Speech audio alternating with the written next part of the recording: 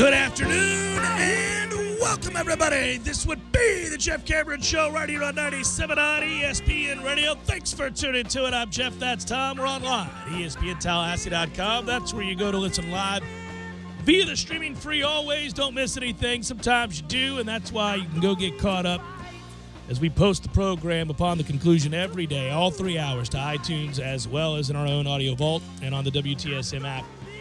You can email us if you like, jcs at 979espnradio.com. Find me on Twitter at jcameronshow. WTSM app, as I mentioned, good for all mobile devices. Hello, YouTubers. Hello, Periscopers. Hope you are well.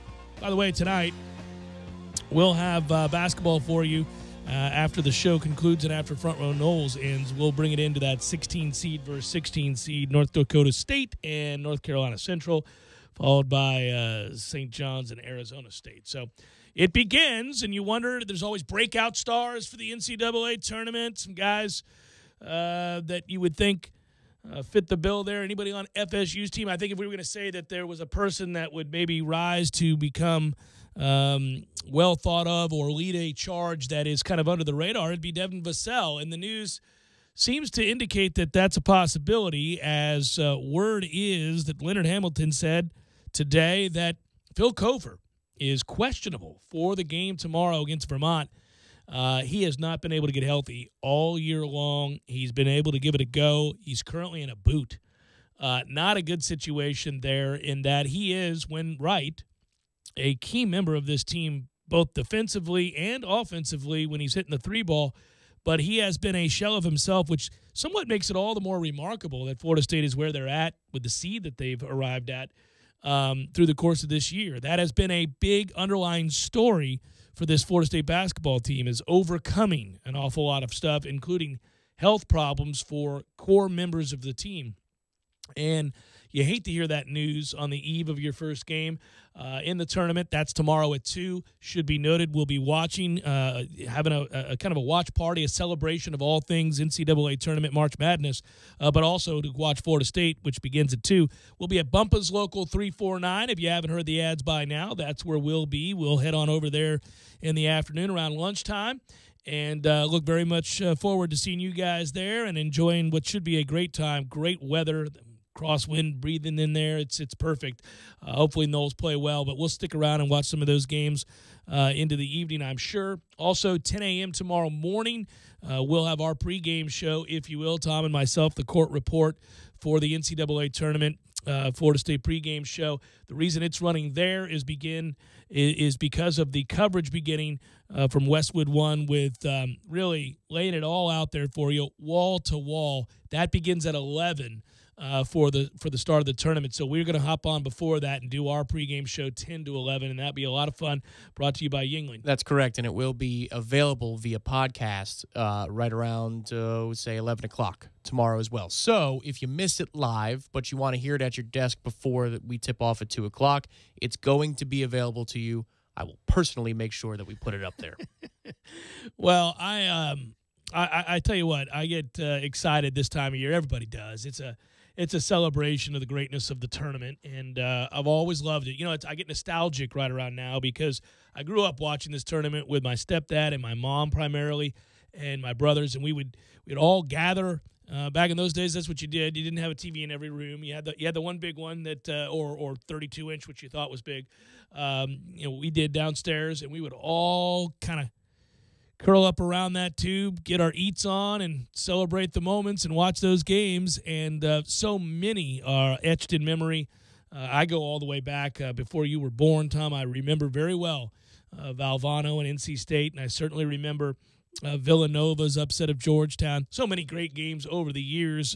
Those are two that are frequently brought up, but I watched both of those with my parents, and can remember your heart is you're on the edge of your seat even before you had a team. You just love the really not just the tournament, but those moments where heroes are made and memories are made alongside.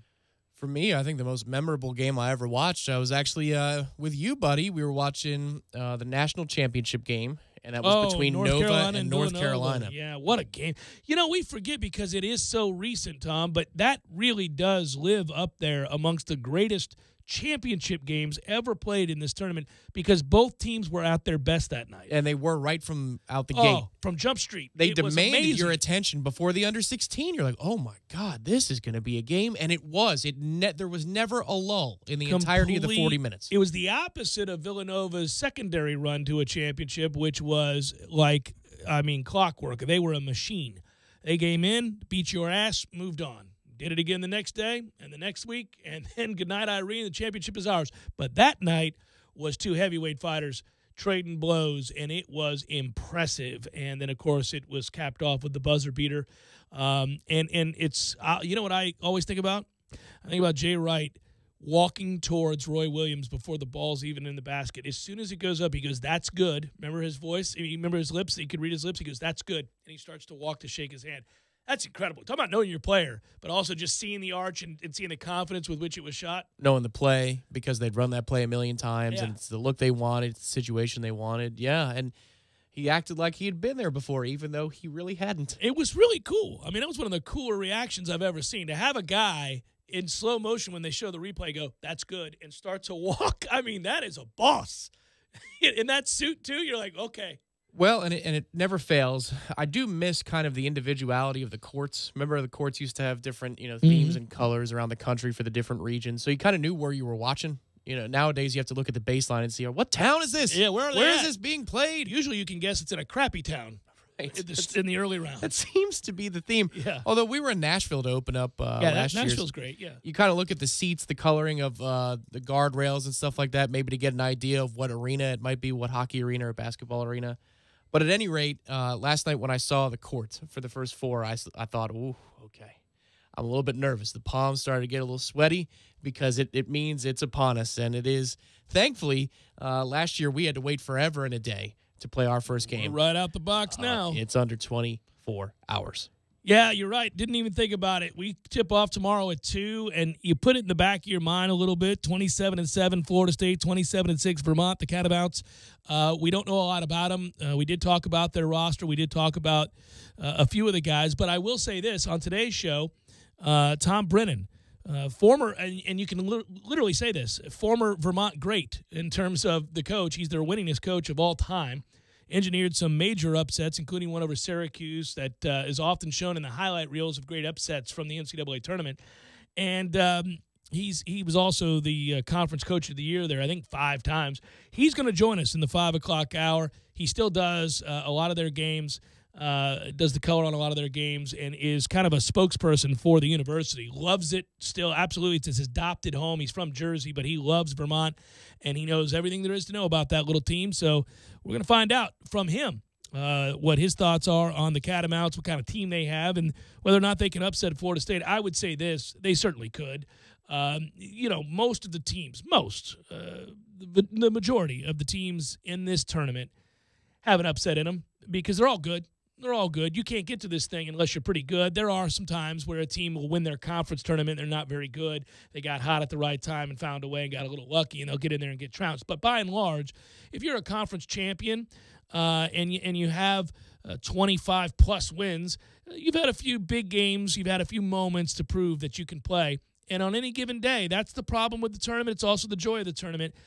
We did see a 16-1 last year, for example, so it can happen. Well, I think the most important thing is if you're a team like Vermont, you've already proven it to yourself. And that's what the tournament's all about, is self-confidence. It's belonging. Nobody believes that a 16 seed belongs, but finally we saw one that felt it, and they didn't care what you thought. And they go out, they get a win, and they didn't get a win with a buzzer beater and some sort of ridiculous rally or Virginia shoots 15% from the field or some astronomical number. They led that thing from the word go. It's about self-belief. And that's where basketball turns from a team sport to an individual sport. When you're taking a shot, when you're shooting from the perimeter, it's the Jenkins kid last night for Fairleigh Dickinson who goes crazy in the second half. If you believe you're going to make the shot, that counts for a lot more. Oh, sure, and they'll be confident. They have a superstar player who certainly won't be bashful. And I think it's going to be fascinating to watch this thing play out because Florida State now, we find out, may be playing with a little less depth than they're accustomed to, and a lot less experience is what you lose in Phil Kofer. My goodness, he's been here for 10 years. It certainly feels that way, and he's a guy that can guard all 5 positions, so now he may not play. Somebody else will have to get extended minutes. That's fine. It's a deep team, a talented team. We began to extend a lot of minutes for the likes of Raekwon Gray and Devin Vassell, so those guys were already getting more minutes, and they're going to need it now. In the Duke game, I mean, think about it. For the championship, for the ACC title, we decided to rotate. I think a lot of it was out of necessity, but still, those experiences count for the younger kids. And my guess tomorrow is they're going to slow play Phil, and he'll come off the bench if he's needed. If not, then all the better. That's just my guess. Yeah, I think it's interesting, and I'll bring this up. I think about it a lot, what our fans' expectations are. For example, I get what's going on in football right now. Expectations are pretty low, and there's a lot of frustration. But in basketball, of course, the optimism is sky high because of the run we went on a year ago and the wins garnered again this year, and finishing in the top 4 of the ACC is no small matter. And winning 27 games, they've got 27 wins going in the tournament. It's amazing. But also with those expectations comes the possibility of profound disappointment, and you can only be disappointed when you have expectations and they're not met.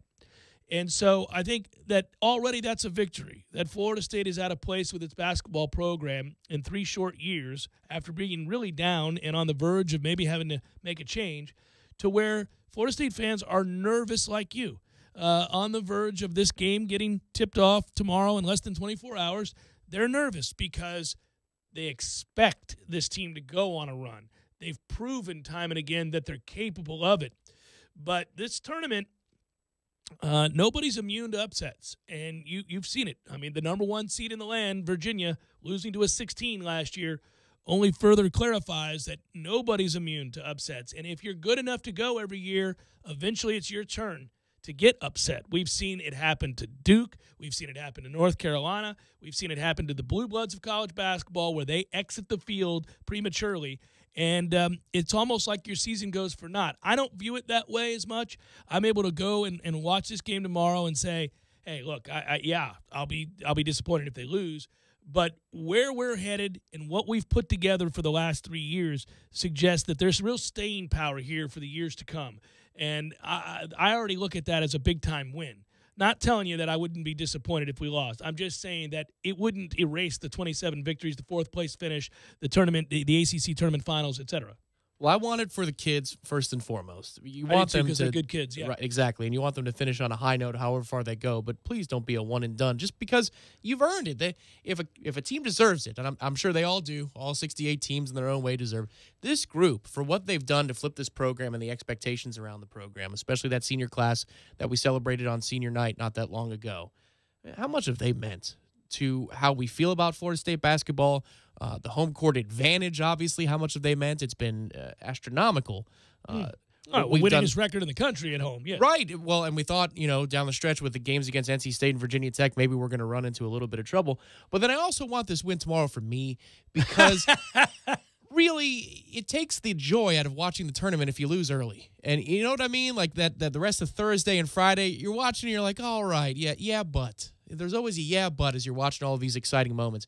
I want to be able to look forward to that Saturday game as we're watching on Thursday evening and Friday all day long. Yes, I want that. I do too, and I expect it to happen, by the way. I mean, I've spent most of this year at least laying out what I thought was going to happen and largely getting it right. I've had a good feel for this team for 2 years now, but one thing I'll say is that, occasionally you're blindsided by a performance, and you just hope. Oh, I don't like this hedging. You've got the pulse, man, and it sounds. Oh, Tom, I feel good. We're going to win the game. Okay. I do, but I just know the NCAA tournament's crazy, and if you go back far enough, and really, like I said, I've been watching it for a long, long time. I almost cursed there. A long, long time. Check the delay at break. Yeah, but I've seen crazy things, and last year the craziest amongst them. So I feel good. All you can do is think that the team's prepared. They certainly are. They went on a nice run in the ACC tournament. You don't come off of beating Virginia with a dominating performance like that and not feel good about your chances of beating Vermont, certainly. And I do. But, again, I respect Vermont. I respect the program, and it'll be fun to watch to see what we're I want to see how healthy we are. This has been my fear.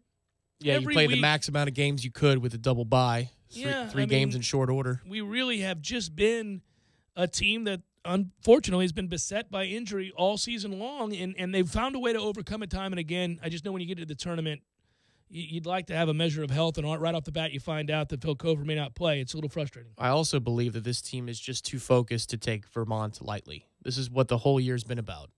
I brought it up every 2 weeks, it feels like, but it's true. You go back to Leonard Hamilton preseason, you were talking to Coach Ham about where the mindset is coming off an Elite Eight. He wasn't taking a victory lap. He said it's about the unfinished business. It's about the things we didn't do. I want you to remember how awful it felt to come that close and to come up short. So I really believe their mindset has to be in the right place where they're not going to take Vermont lightly just because they went on a deep run in the ACC tournament and they've won 14 of 16 or whatever it is. It helps to have a Nichols who knows something about Vermont. It helps to have a Terrence Mann from there and who kind of has a feel for that program too. And it helps to have guys who did go on the run a year ago in this very tournament and then certainly didn't play well against Michigan and still had a chance to win that game and go to the Final Four, to feel like there was something left on the table and have that chip on your shoulder. These are all good things for Florida State. That experience, the successes and close games and overtime games, the depth, all of that is there. You would think lining up nicely to get a win tomorrow against Vermont, perhaps maybe win the next game after that, likely against Marquette. Next thing you know, you're in a Sweet 16 facing Gonzaga, and you won't have fear in your heart because you just beat Gonzaga a year ago. So I imagine, I know it's a different season. Right, but it's it would flip. It would completely flip from, oh, please don't screw this up, to let's go get it. You become the attacker at that point. Yeah. So let's see if the ride begins tomorrow for another lengthy run. Lord knows that was enjoyable a year ago for the Choo-Choo. I'll tell you that. I want it badly for that team, like you said, though, because they're all good kids, and they've flipped the reputation of the program. They've changed what's possible here. And, of course, Leonard and his staff and Stan and those guys, and see what they've all been great. So, it's a likable bunch to root for. Sometimes you have a team, even when it's your own, that you don't love. That is a little frustrating. See 2014 football. We love them, and they won every regular season game there was to win. But, man, they made it tough because they didn't play up to their ability almost weekly, and you'd get frustrated by that. This isn't one of those teams. This team gets everything out of what they have, and they always play hard. They always make a run. They always showcase grit and determination. They all love each other. That much is obvious. They sacrifice. They're unselfish. These are all the kind of code words people use when they talk about veteran leadership and teams that are fun to root for. But it's true. When it's your team and they're that way and they've represented the university so well, you do. You feel you want them to go and perhaps chase a dream and get to the Final Four or something like that. I know. Just throw that out there, right? I just want to win a game. Let's just beat Vermont, Jeff. Okay? Final Four? Can we just beat Vermont tomorrow, Jeff? Jeff Cameron Show, 97.9 ESPN Radio.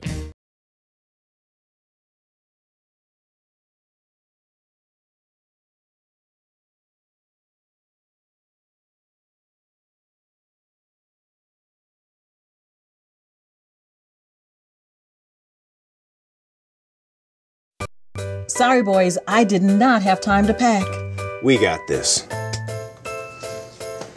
It's right here, guys. We got this. I thought I could handle it. We got this. Moving doesn't have to be a hassle. Call us first at 2 Men and a Truck. No matter the move, home or business, we'll make it a smooth one. I forgot something. We got this.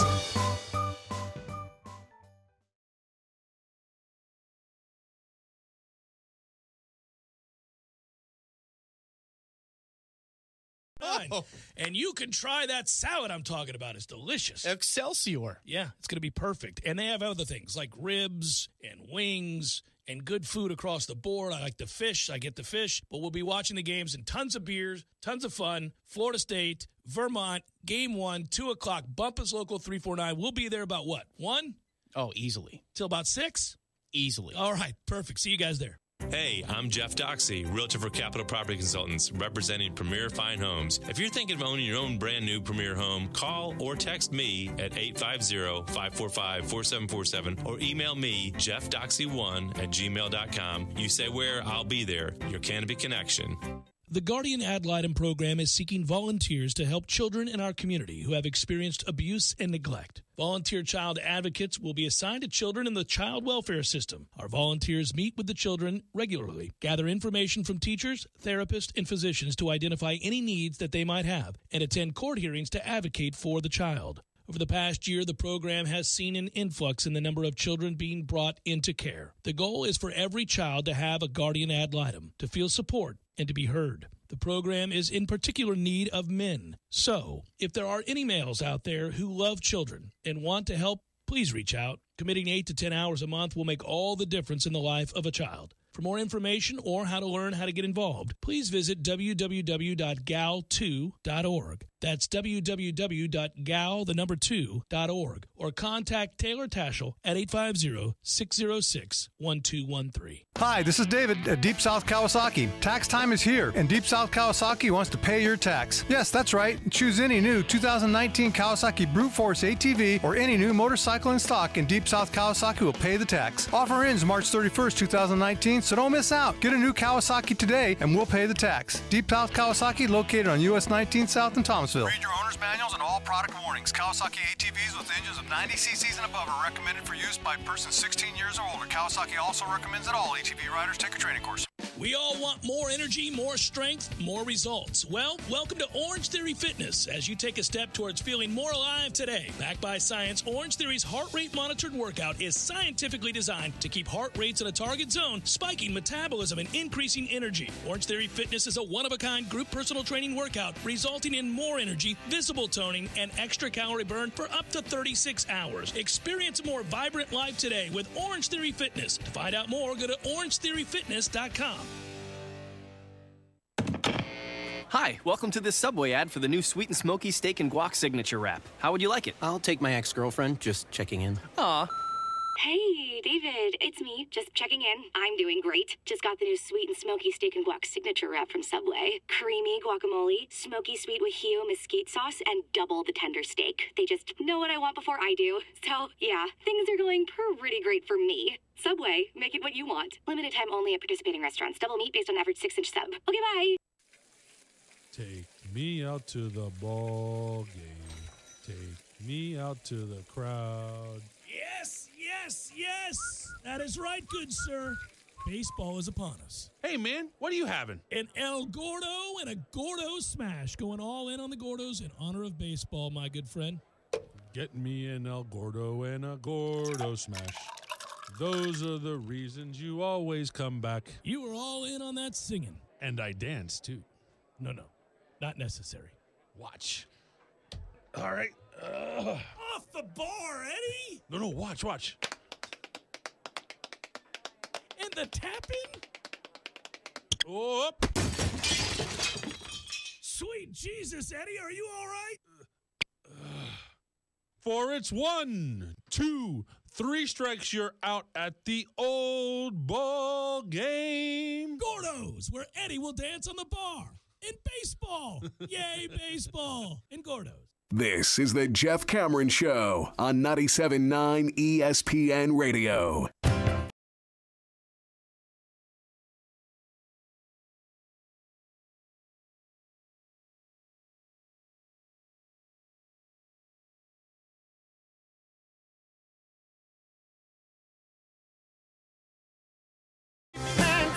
Yeah, I think, Tom, tomorrow at 2 o'clock, the relative calm that I'm displaying here will have left me.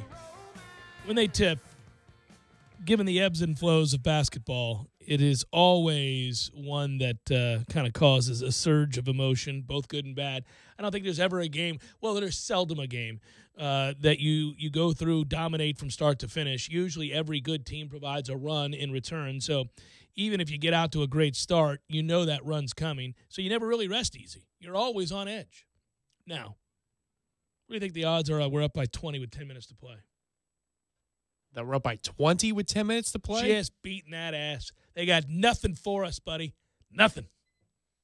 Pretty low, right? 1 in 7, 1 in 10. I mean, that's still not that bad, I suppose. Yeah, I'm just kind of curious. I don't know. I don't know what to feel about the game other than I know we're the lot bigger team. We're the much bigger team. I mean, just looking at the numbers, I know who their good players are. And, again, we'll have Tom Brennan on later in the 5 o'clock hour. He'll join us, and we'll talk about the team. But when I've seen teams that matched up like this against us in the past, where I've looked at our roster and theirs, and we've had such a decided advantage in with the height, we've really gone on to win the game fairly handily.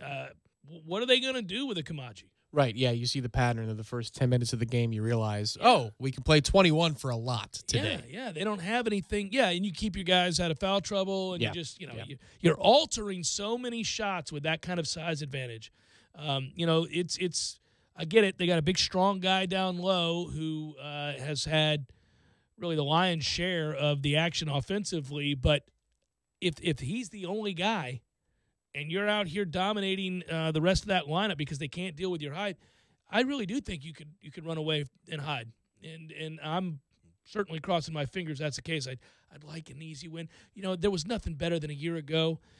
We heard all about the one kid with the bad back and how he was going to play. Going in the draft and it was all going that to be stuff, a big yeah. deal. And then I don't know if it was 10 minutes into that game, I went, we beat them soundly. No, they got nothing for us. The place I was at got pretty rowdy by about halftime. Everybody felt good. There was this little blip in the second half where people got worried, but that's the run that you talk about. But the run got it to within shouting distance. It didn't get it to within, true danger. Yeah, I mean, I haven't seen a guy, not even a Zion or anybody, that could just run the day. Like Anthony Lamb may be a very, very good player, and you'll hear his name a lot tomorrow. But is Anthony Lamb at 6'6", 6'7", going to be so good that he can carry Vermont to victory? The answer might be yes.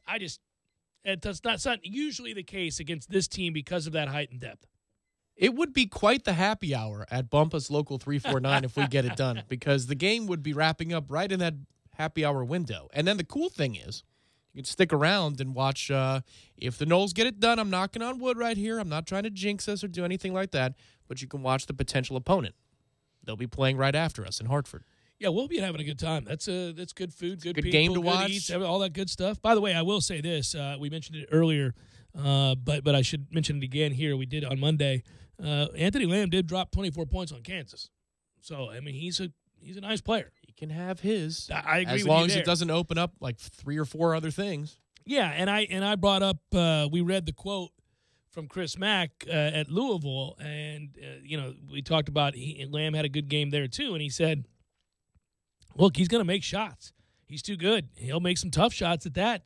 He uses his body exceptionally well. He scores. He's a tough mismatch. You just have to make sure he's earning everything that he gets. You can't ever go for the shot fake. You can't leave your feet. He'll have a step through. So let's see how we handle that. But again, All right, Fee with foul trouble. You could see that, right? Well, yeah, especially if the guy operates that well Stay on on the your block like feet. that. Yeah. But again, if you're able to spell him quite a bit by bringing Kamaji in, I mean that's the Kamaji factor, right? We always talk about that. Every minute he's in the game that goes by, I'm kind of sitting there thinking, all right, that's just another minute that Kabengele is not in foul trouble. Let's see if we can, especially if we're prospering. Well, exactly. If Kumaje gets over 10 minutes, that means that these minutes before and the ones coming are really efficient when you're looking on the offensive side and you're looking at rebounding. Because Kumaje's not playing 15 minutes to go 3 of 10 from the field. If he's playing 15 to 18 minutes, it's because he's going 6 of 8 from the field. Yeah, you're not wrong about that. Yeah, that's true. And by the way, so if you're wondering about other factors, they shoot the 3 ball. Everett Duncan, who's one of the 3 Duncan brothers, is the kid that is 6'6". He comes off the bench and he can really shoot the 3, 37% on the year. So you're just trying to identify potential problems, and the Catamounts are going to want to shoot the 3. Ernie, the other brother, is a real good 3-point shooter. He hits 42%.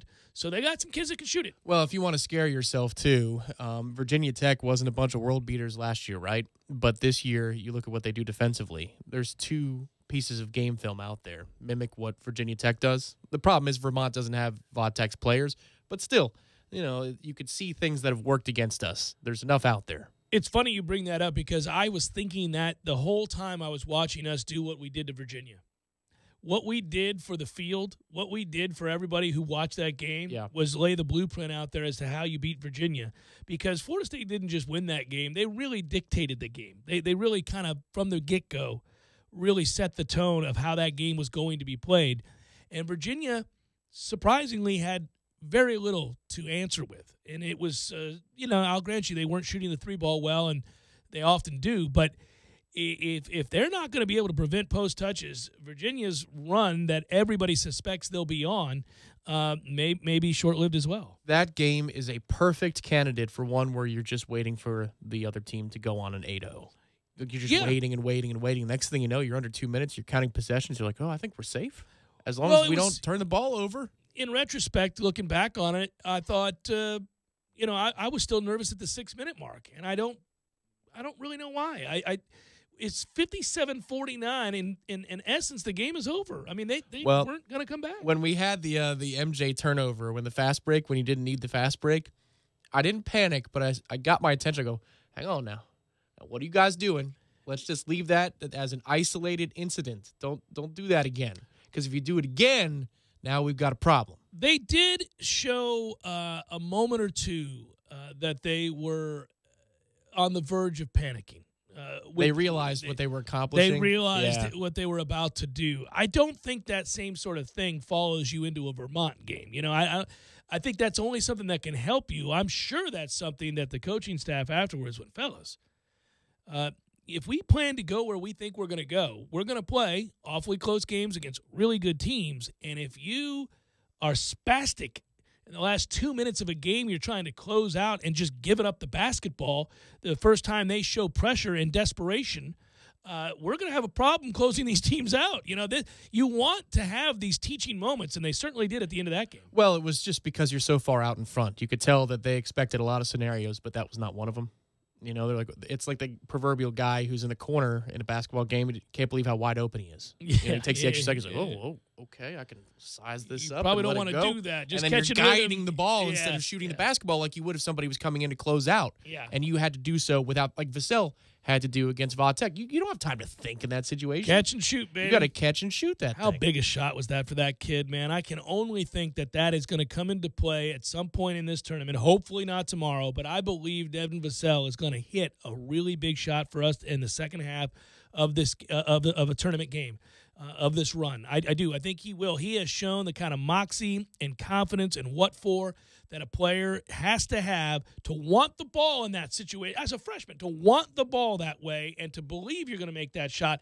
That tells me all I need to know about what's going on between his ears and his belief in his game. Over under 2.5 3-pointers for PJ Savoy tomorrow.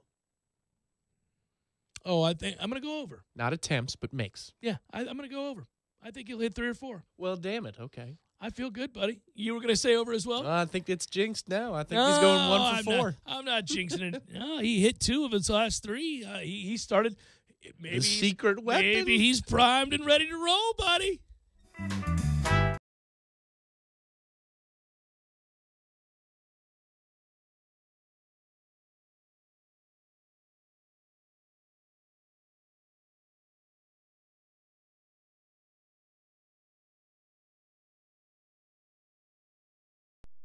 Sorry, boys, I did not have time to pack.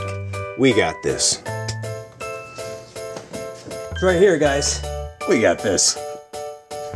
I thought I could handle it. We got this. Moving doesn't have to be a hassle. Call us first at 2 Men and a Truck. No matter the move, home or business, we'll make it a smooth one. I forgot something. We got this. AA Men's Basketball Tournament on 97.9 ESPN Radio is brought to you in part by the Deck Pizza Pub in downtown Tallahassee and by Lane's Medical Supply. Seminoles, it's 2019 and a new football season is amongst us. It's a new day and we have an opportunity to build this program back to where it belongs, together.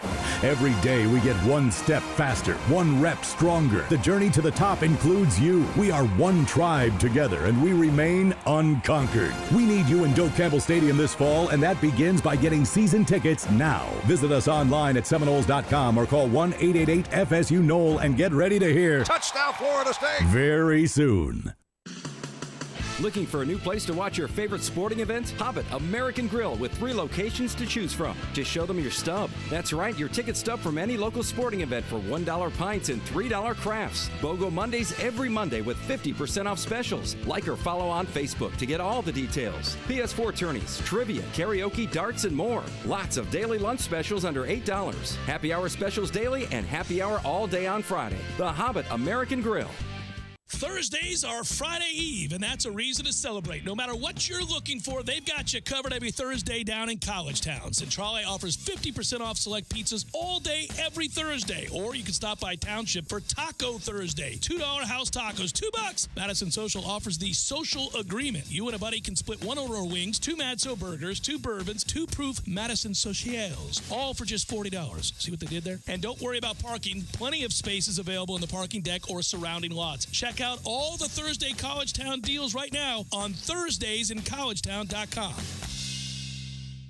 Individuals and businesses with tax problems, listen carefully. If you owe over $10,000 in back taxes or have unfiled tax returns, U.S. Tax Shield can help you take back control. The IRS can seize your bank accounts, garnish your paycheck, close your business, and file criminal charges. Our team of tax attorneys can stop collections and get you protected. U.S. Tax Shield offers a price protection guaranteed quote to get you protected today. U.S. Tax Shield is A+ rated with the BBB, so call 800-466-9625. U.S. Tax Shield, 800-466-9625.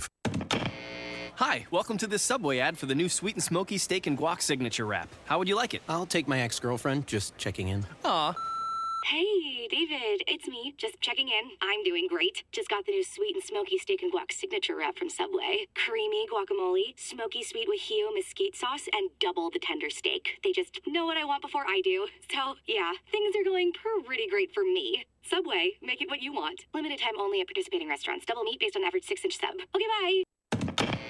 Hi, welcome to this Subway ad for the new Sesame Ginger Glazed Chicken Signature Wrap. How would you like it? I'll take a... Sports announcer at home? Yeah, how'd you... We just know. My wife picks up the new Signature Wrap. It's got double the rotisserie-style chicken mixed with a sesame ginger glaze. She appears annoyed at me, but she shrugs it off. Those sweet and savory flavors are calling her name. She lifts the wrap and... she takes the bite! Incredible! And now she's closing the door on my...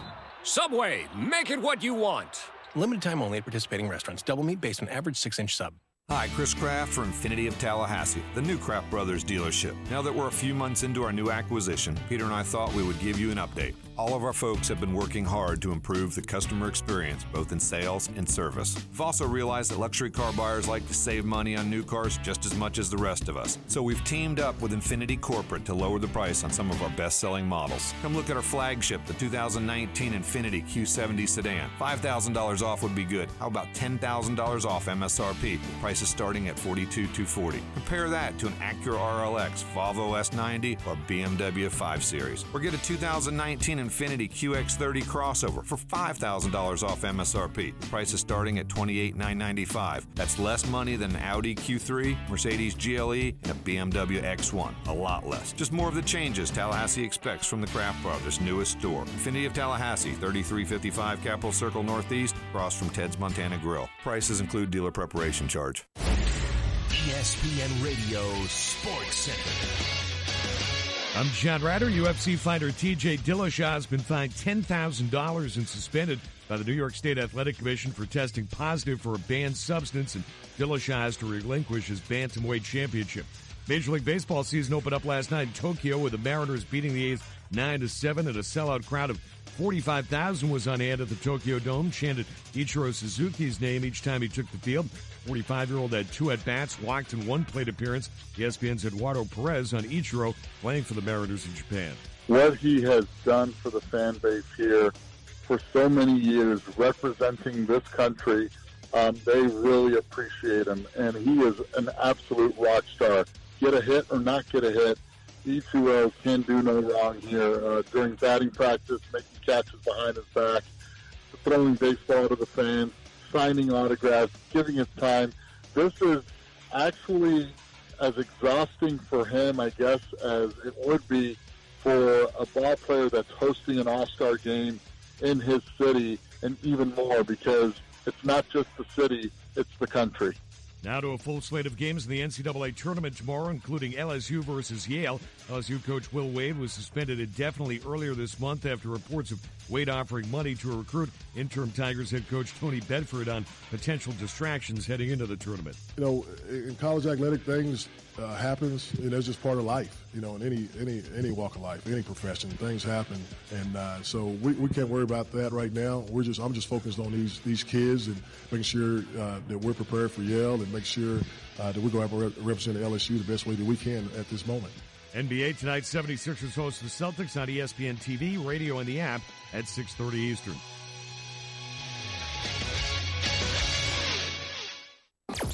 Broadcasting live from the Tallahassee Dodge, Chrysler, Jeep, Ram, Fiat studios in the capital city of Tallahassee. This is the Jeff Cameron Show, brought to you by Cornerstone Tool and Fastener on 97.9 ESPN Radio. Balls McWednesday, brought to you by Hobbit American Grill. Hobbit American Grill, celebrating 40 years of serving good food to good friends for good times. Online at myhobbitonline.com.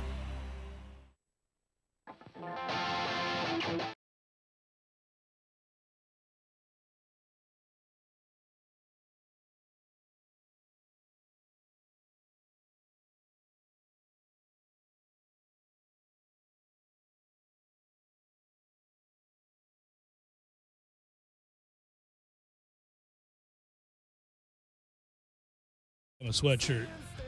Did you watch that? You see that yesterday?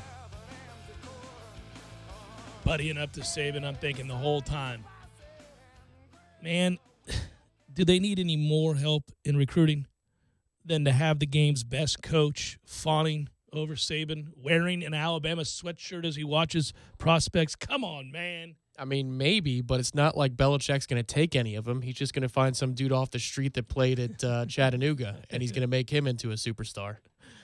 Well, it just further emboldens one who is thinking about Alabama. Well, if the game's best coach is here with his arm around Nick, why would I go anywhere else?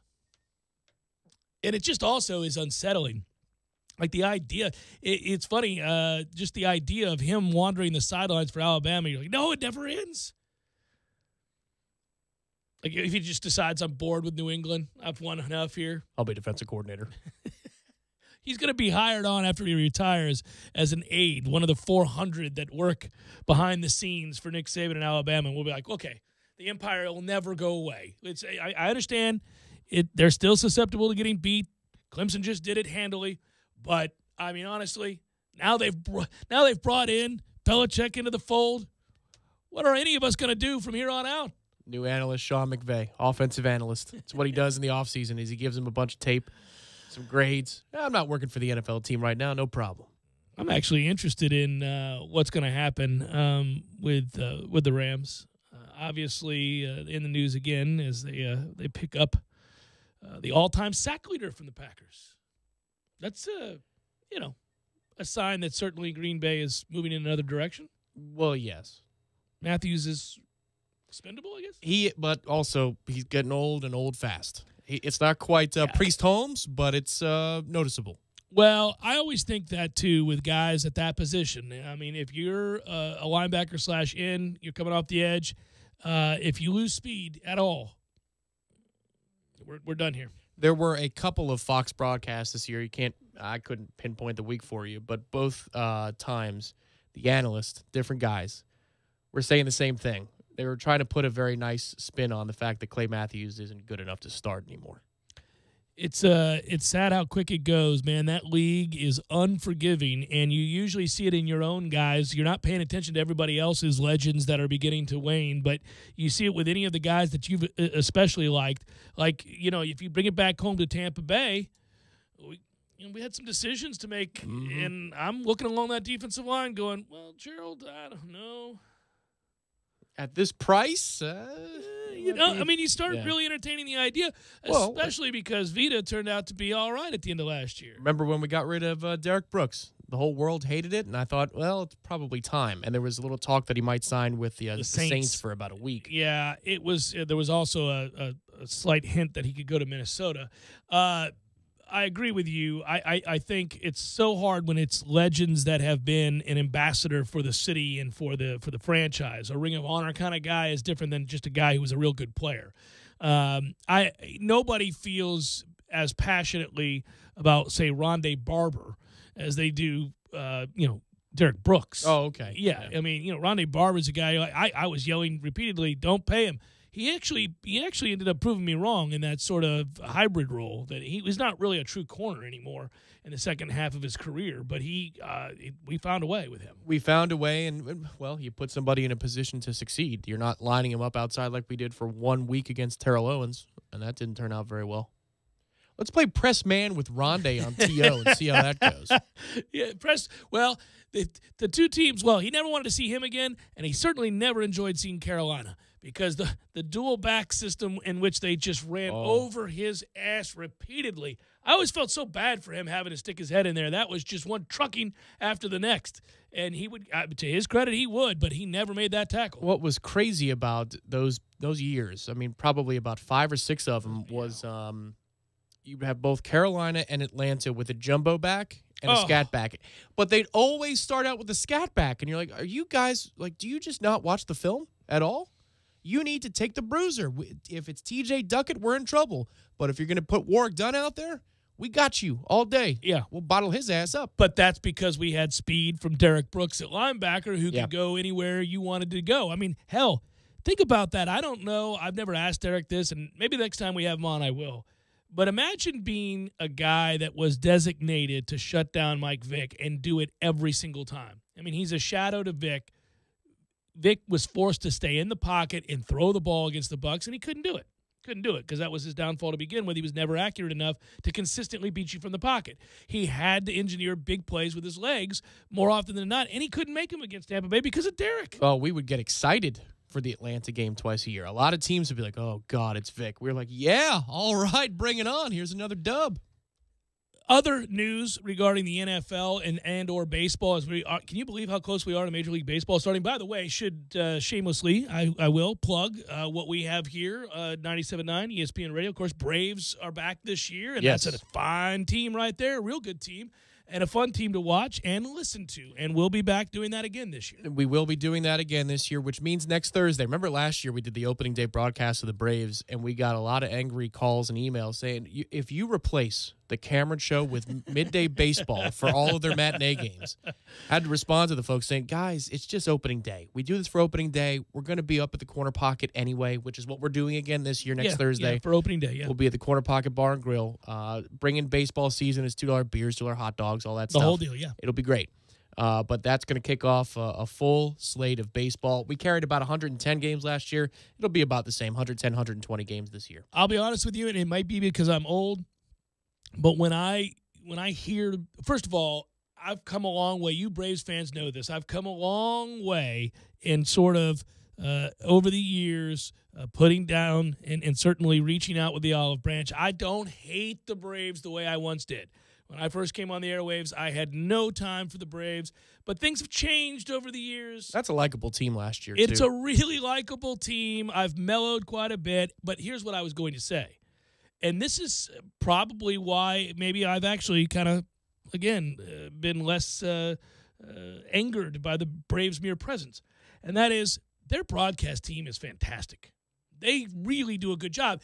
And I, being 47 years old, am part of that generation, maybe the last one, who grew up loving baseball on the radio and listening to various broadcasts. I love baseball on the radio. When it's well done, it's a piece of art. And the Braves really have a good broadcast team. So when we carry those games, it's nostalgia for me. I mean, not the Braves per se, but just good announcing teams and listening to them paint the picture. I love it. It's the sound in my car all summer long, all spring and summer long, whether it's right here on our airwaves. Certainly when I'm driving home from work, I flip it on to the Braves pregame because they talk about the entirety of the sport, not just the Braves' place in it. But then on Saturdays and Sundays, I mean, what else do you have on the radio but baseball? And it's great. You get to your destination in half the time. If you were just sitting there with no music on or no anything on, it would take forever to get from North Side to where I live. But not when you have baseball on the radio. It feels like 5 minutes. And speaking of which, I needed to mention it, but Mike Trout, we knew once the other contracts kind of got laid out there that Mike Trout would surpass all of those. And it's $430 million, huh? Well, okay. Here's a little $430 million for you. That is 12 years, $430, an extension with the Angels. There are those that would argue, given how prolific he's been at a young age, on pace doing things that only Hall of Famers have done or come near doing. He surpassed many of them as well at this point in his career. There are those today, Sam Miller being one of them. I saw Jeff Passan and a few others making arguments that Mike Trout could have probably been given $600, $700 million, and by the numbers and the length of that contract, been worth it. I 100% agree. On the open market, it's not about an extension. Right. When you enter to terms or begin negotiating terms for an extension, you're giving up a little bit of your leverage, obviously. So that's why he couldn't hit 5 or 6. But, I mean, he is absolutely – as long as his numbers didn't tank like Harper's did last year. Harper would have easily earned $400+ million if he didn't have a bad season last year. If it was a continuation of his 2017 if he continued season, to ascend, yeah, he would have commanded easily $400 million. But to the Phillies' benefit, they only had to pay him $330. If you go by baseball prospectus and look at PECOTA ratings, they project this upcoming year an 8.4 and an 8.8 next year. The Angels already had him under contract for those 2 years, so he would have been under contract there. Beyond that, you want to look at the deal, right? Like the uncertainty further out when you're going to sign a guy to 12 years, right? This is crazy to look at. 8.9, 8.3, 7.5, 7.3, 6.9. They account for aging. He projects to decline very slowly through the rest of the next decade. But you're going from an 8.9 in 2021, an 8.3 WAR, a 7.5, a 7.3, a 6.9. You got to get to 2028 before he drops to a 6.2. I mean, and obviously, we'll see. Injuries He's are a one, part of torn it. quad away from it all changing. It does change. People get hurt, but if he's healthy, given what he's been going into his prime, they basically saying, yeah, man, that last one, that 6.2, is just short of an MVP caliber season in 2028. So MLB is now forced to market the Angels at some point here? Yes, I would. I mean, I wish I could see more of his games myself. I go back and watch occasionally just because he's brilliant to watch. Hour number 2, forthcoming. Stay with.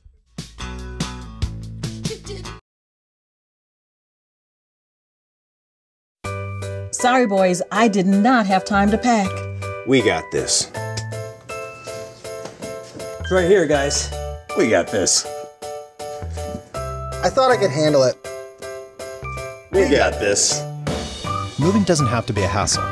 Call us first at 2 Men and a Truck. No matter the move, home or business, we'll make it a smooth one. I forgot something. We got this.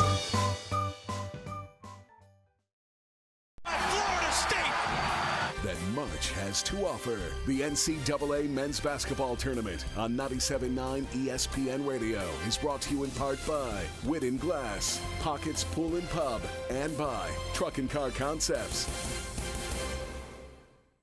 Tallahassee Dodge Chrysler Jeep Ram is the Jeep headquarters of America. We've purchased over 100 Jeep Renegades, and they've all arrived and are on the lot for immediate delivery. 2018 Jeep Renegade Latitude with MSRP starting at $25,120. On sale now for $18,870. That's a savings of $6,250. A new Jeep starting at $18,870. Those prices are unheard of and only can be found at your Jeep headquarters of America, Tallahassee Dodge Chrysler Jeep Ram. No other dealer can offer you this kind of savings. We buy in mass quantities and pass along the savings to you. 2018 Jeep Renegade Latitude starting at $18,870. Payments as low as $299 a month. Going on right now during Jeep Freedom Days. Only at Tallahassee Dodge Chrysler Jeep Ram on the corner of West Tennessee and Capitol Circle, where we're right on the corner and always right on the price. Check us out on the web at TallahasseeDCJ.com. All prices include rebates and incentives plus tax, title, and dealer fee. ST18J605 must finance through Chrysler Capital and qualify for all rebates and incentives.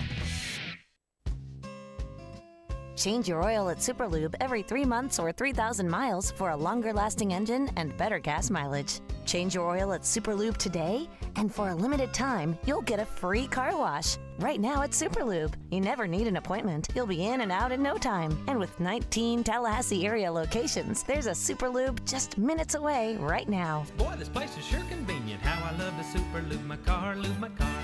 How I love to Superlube my car, yes sir. Play It Again Sports makes it their business to know about your community, the local sports schedules, and your child's sports needs. And don't be fooled. Bigger stores don't always mean better selection or better prices. At Play It Again Sports, you can choose from new or quality used sports and fitness equipment and from a large selection of some of the top name brands out there. Nike, Reebok, Under Armour, Easton, and many others. Plus, at Play It Again Sports, you can sell those sports and fitness items you no longer need for cash on the spot. A store that fits your needs and your budget. That's Play It Again Sports. The Starlight Lounge presents An Evening with the Progressive Box. I wrote this next song for a gal from Cheyenne. Should never have told her how Progressive's collision insurance covers injured dogs and cats. She said if they could love her pooch as much as she did, then so could I. Well, I couldn't. This next song's called Cat Person. It was a rough, rough night in Wyoming.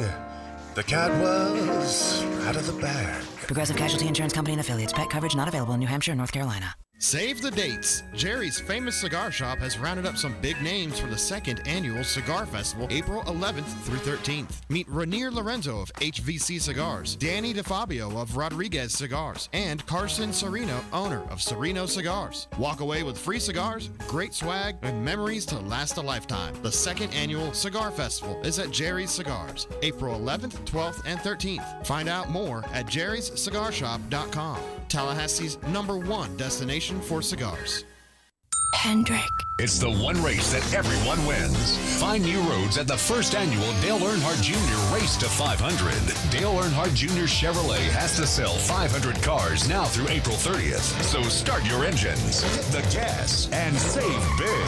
Shop our huge selection of Chevrolet cars, trucks, and SUVs, and get the biggest savings of the year. Join the race that everyone wins. Visit either of our 2 Tallahassee locations or DaleEarnhardtJr.Chevy.com. There ain't no heating and air conditioning, keeping you comfortable is what Barry does best. Now you can quickly and easily schedule an appointment or pay your bill from your mobile device. This spring, turn to the experts at Carrier. Learn more about great rebates and 0% financing for up to 60 months. Online at baranoac.com. Florida license number CAC 057652. There ain't no heating and air conditioning. Want your office to shine like never before? The New Century Cleaning Services is your next call. New Century Cleaning Services is celebrating 20 years in Tallahassee, partnering with businesses big and small, from universities and banks to doctors' offices and radio stations. New Century Cleaning Service is licensed, insured, and all employees are bonded. They clean 1 million square feet of commercial space per day and feature carpet treatments, floor waxing, and general office cleanup. Plus, they can supply you with paper products, soaps, and sanitizers too. To help your office step into the 21st century, call New Century Cleaning today at 894-6226 or visit newcenturycleaning.com. That's newcenturycleaning.com. Driving every day from the Tallahassee Dodge Chrysler Jeep Ram Fiat Studios. This is 97.9 ESPN Radio, WTSM, Woodville, Thomasville, Tallahassee. Tallahassee Sports Center. I'm Lee Gordon. The Florida State Bats fell asleep at the wrong time last night as the Noles lose a midweek game to UCF. 9-7 was the final. For Florida State, they tried hard to rally in the ninth inning, scoring 1 run and leaving a few men on base, but in the end, it was a 2-run loss to their friends from down south. Meanwhile, the Florida State softball team continues its dominance, now with 28 wins on the season as they combined for a no-hitter of FAMU yesterday. 8-0 was the final there. The Florida State men's basketball team preparing for the NCAA tournament beginning on Thursday against Vermont in Hartford, but it was last night the first 2 play-in game for the NCAA tournament taking place, and it was Fairleigh Dickinson with an 82-76 win over Prairie View, Belmont 81-70 over Temple. Couple NFL signings, but the big one, Vontaze Burfict joins his good friend Antonio Brown at the Oakland Raiders.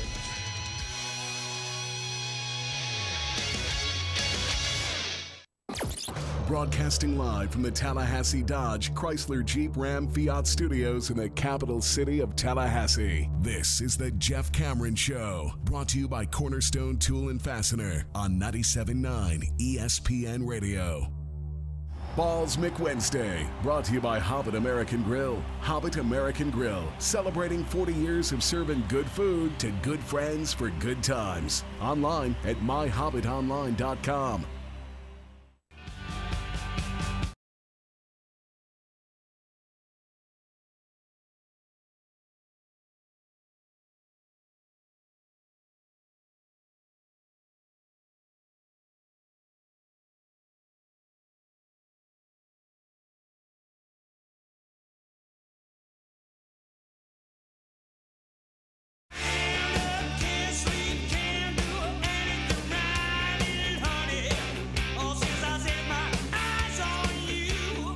to Jeff Cameron Show 97.9 ESPN Radio. Hello, happy Ballsmick Wednesday to you and yours. I'm Jeff, that's Tom. We're online, ESPNTallahassee.com. You can stream the show that way. You can watch us on YouTube. You can watch us on Periscope. And you can email us, jcs at 979espnradio.com. Use the WTSM app as well. That's good for all mobile devices and a good thing there. You know, I didn't check. I know we're playing right now. I'll be real honest with the audience here. I didn't catch last night's baseball game, Tom. I had some things I had to do, and anyhow, I saw that we lost, and it's rare that I don't see a game. I was going to get to it earlier today and go back and watch some, but I didn't because, I don't need to see 7 strikeouts between Mendoza and Cabell. I don't need to see 9 men left on base by those 2 individuals alone, and I certainly don't want to watch Antonio Velez give up 7 runs, 6 hits, and 4 1/3. That'll go a long way in getting you beat. I know Jonas Scalaro, who I like, came in and didn't have an answer either. In 1 inning, gave up 4 hits, 2 runs, both earned. Okay, that's what we're going to do here. By the way, all of that, whether you're looking at good job Chase Haney, by the way. He did come in and go 3 2/3, struck out 4, and didn't get anybody on base. He was really good. But let me just say, between Velez and Scalaro, those 2 guys who got lit up didn't walk anybody. Ordinarily, you go, oh, well, control issues, putting guys on, always come back to haunt you. No, they weren't walking people. They just didn't have good stuff. It got hit routinely. I mean, if you're Scalaro, you pitch an inning and give up 4 hits. Okay, that'll hurt your feelings. I don't know what to say about this baseball team because I've seen exactly maybe 10 pitches since the Florida game last week. That one devastated you. Well, it's a combination of that, and there's a lot going on with basketball and initiatives at the station, and we'll be at Bumpus tomorrow starting 1 o'clock-ish, I'd say, right? Yeah, well, let's get that out there. Let's get that out there. Let's let everybody know. We will be tomorrow at Bumpus Local 349 for a watch party. Really, it's a celebration of all things NCAA tournament. So happens that Florida State got scheduled to play. We were going to be there either way, but Florida State got scheduled to play at 2 o'clock. So obviously that's where we'll be watching the game. Come on out. Food's great there. Really is. I thoroughly enjoy it. And in addition to all of that, you got a lot of choices with your beverages, man. And, of course, they'll open it up and you get that cross breeze going. It's going to be gorgeous. A perfect day to celebrate the NCAA tournament, celebrate Florida State basketball. Do it with us tomorrow at Bumpus. Yeah, I guess between 12 and 1, somewhere in there, we'll get in there. So for me, behind the scenes at the station, this is a fun week, and it's also a stressful week, just to pull the curtain back for a minute. Westwood won for days. Well, it programs for days, but then we also have a lot of stuff that we carry out, a lot of special packages like the show that we're doing tomorrow at 10 a.m. 10 a.m. tomorrow morning. You can listen to the Court Report, our pregame show for Florida State's game. And there's a reason it's on at 10 a.m. instead of, say, 1. And it's because of all of the programming we have. Right. We're bringing the tournament to you. The pregame coverage for the tournament. So the pre-show called Tournament Today begins at 11 a.m. tomorrow. And then you have wall-to-wall live play-by-play from 12 to midnight. If the Florida State game is compelling, then they will cut to the Florida State game. If an upset special is right upon us, they're going to cut to that other 12-5 matchup and give you the key moments of the final seconds as you drive around town. It's a really, really awesome presentation. So anyway, there's just a lot that's going on this particular week of the year. And Florida State baseball, decision at the margin, well, it's like a little trimmy trim. I'll see him next week. And I'm glad I didn't tune in last night because, first of all, it went about 4 hours. I was keeping track of it on Twitter. Solid 4, yes. Right. And it was to the bitter end because we got the bags loaded 1 out in the 9th, and we come up short. And that really, against a team like UCF where you're penciling in a victory and saying, all right, that's a tough week, 4 on the road. The Florida thing is still a thing, and then you recover and salvage 1 against NC State, who hadn't lost to that point. All right, let's just get right on a Tuesday and a Wednesday, and it's gone, unfortunately. I'll say this. Obviously, you can glean a few things early on in the season. It's that we don't have good starting pitching. Start with that. Secondly, you can say that I really, really adore and think the world of Nander Desadas. He is a really good player. 2 more hits last night. He looks the part. He's a pro, man. He is a lot of fun. And Mike Salvatore's having a very fine year, too. And so you got a few guys that you're excited about. And I'm skipping over people, but those two guys in particular have played really well. We strike out a ton. Really, here's the thing that's amazing to me. I think Mike Martin Jr., who joined us before the start of the season, really nailed across the board what the team would be. He you could tell he wasn't in love with starting pitching. He thought they were adequate to good. Knew they had a lot of arms to throw at people out of the bullpen. That's accurate. Yeah, but a lot of good arms? I don't know. That's in question. Yeah, varying degrees of success right now with that. He thought we'd be a lot better defensively, and for a stretch we were, but it seems the Florida game sent us spiraling. 2 more errors last night. Fielding percentage is down to .974. Yeah, well, it was .990 before the Florida game, Tom, and then, the plane has crashed into the mountain. How many errors have we committed at that point in the year? Was it like 2? 2. We're up to 17. Yeah.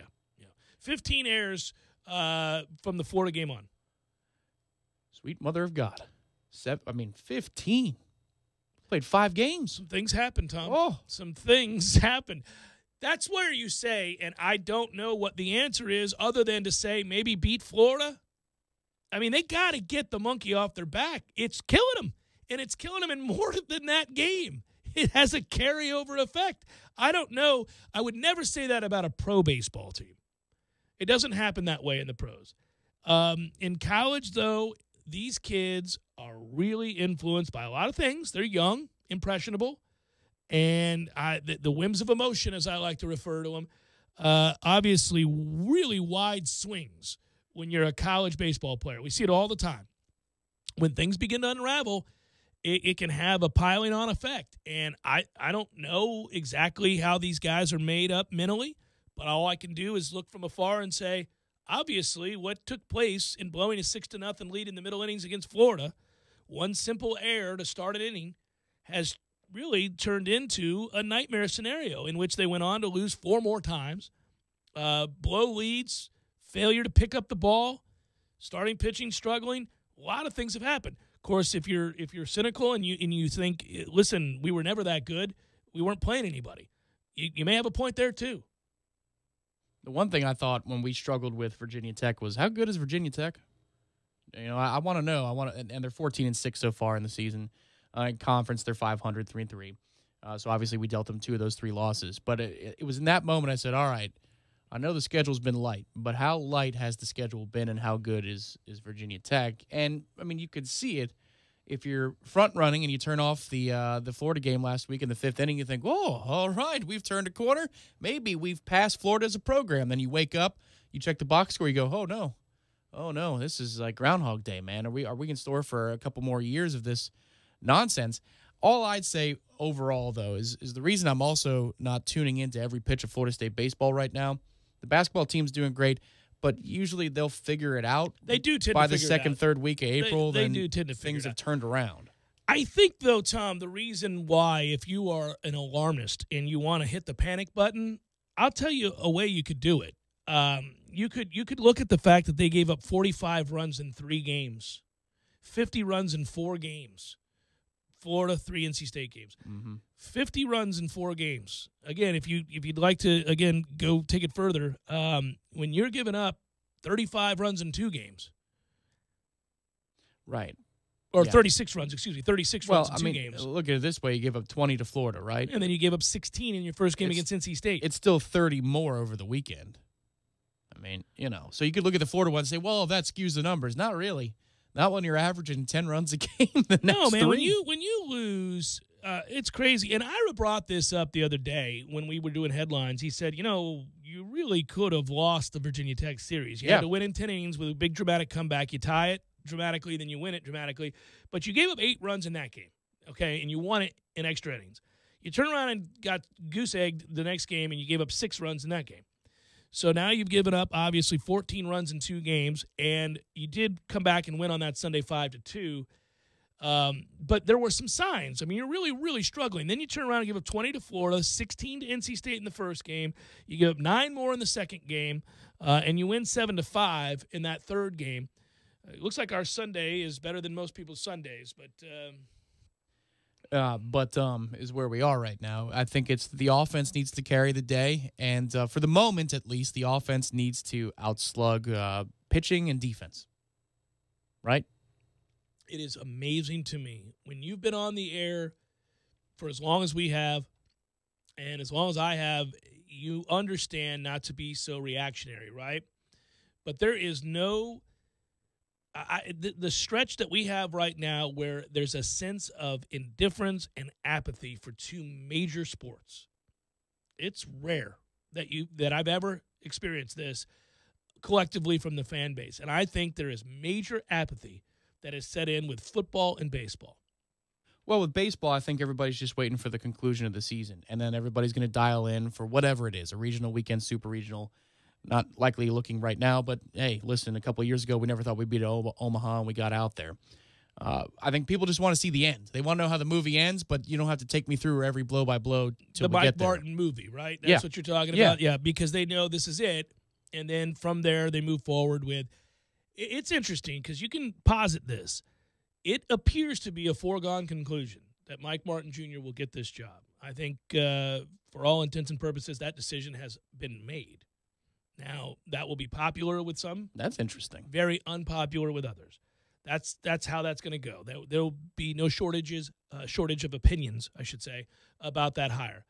But I'm inclined to think that it's largely a moot point, that it's already done. Now, I may be wrong. You don't usually surprise me because we usually talk about that. That's a surprising notion. I think that's done. Okay. Now, here's why I bring it up. I bring it up because could they have such a disastrous season? Like, what if this keeps going south? What if they go and lose 2 out of 3 to Notre Dame, and then they struggle with BC and Miami and all this, and they're just not very good. Now, again, chances are they get it together because the history is they are good, always, and that's a credit to the man. But if they have a bad year because they're in transition and this is a distraction or whatever else, okay? A lot of youth too. Yeah. So if it goes south and they play poorly and they continue, more importantly, to get beat by Florida every single time they play them, and I'm talking about this fan apathy, could things get so bad that they decide we just need to go a different direction? It could affect Mike Martin Jr.'s status as the future head coach at Florida State. You're playing with the heartstrings of a lot of Florida State baseball fans and throwing that out there. I don't mean like that's a device you're intentionally doing it, but there are a lot who say, yes, please, just a different direction. In some ways, I think some fans don't care what the direction is as long as it is different. I think that's accurate. I think there's certainly a segment of the fan base that believes that wholeheartedly, and no amount of evidence that would show them that this is a good hire, that keeping it in-house and hiring Junior, who's kept the program afloat, as some would argue, over the last several years, no amount of evidence right now would appease that group. They would say, no, we need to move on. My personal stance on it is this program has been held up to the standard by Mike Martin Jr., like largely speaking, maybe 80% of the equation over the last 5-6 years. Yes, he does all of the recruiting. He's modernized their thinking, yes. It would suck for him if they really have like a downturn, like a legitimate one where he can be part of the blame. I don't think it's going to happen, but I just know that part of the blame would be cast his direction. He's on the staff. If they have a really bad season, and he's on staff for that, and this apathy is set in, people aren't going to be like, they got season's over, we're moving on to Junior. They won't. Well, if you look directionless, rudderless on offense, because we're about getting on base and we're striking out a bunch and the on-base percentage goes down and we don't look like what we've been, that opens the door, I think. But hopefully it doesn't come to that. It's just something to consider. It may not happen at all. I'm not trying to be an alarmist. It's just something to think about. I find it fascinating because there is a level of apathy right now surrounding football and baseball that I don't really remember being commonplace. Ordinarily, you've got another place to pivot to and say, okay. I really believe basketball is doing this a little bit, though. I mean, there is fever for this basketball team in this town. Which is the upside of the other things that we talk about, right? Is that may be the feeling over here, but it's largely been brought on because of how great the Florida State basketball program's been. I think you're right about that.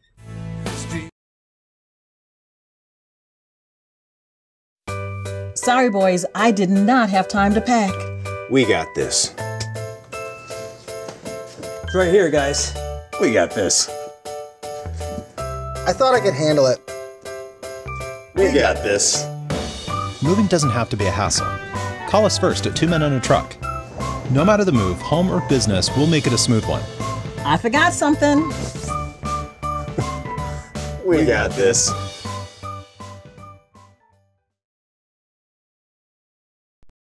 Next, Hammer's House Party Live. Get your tickets now at Seminoles.com.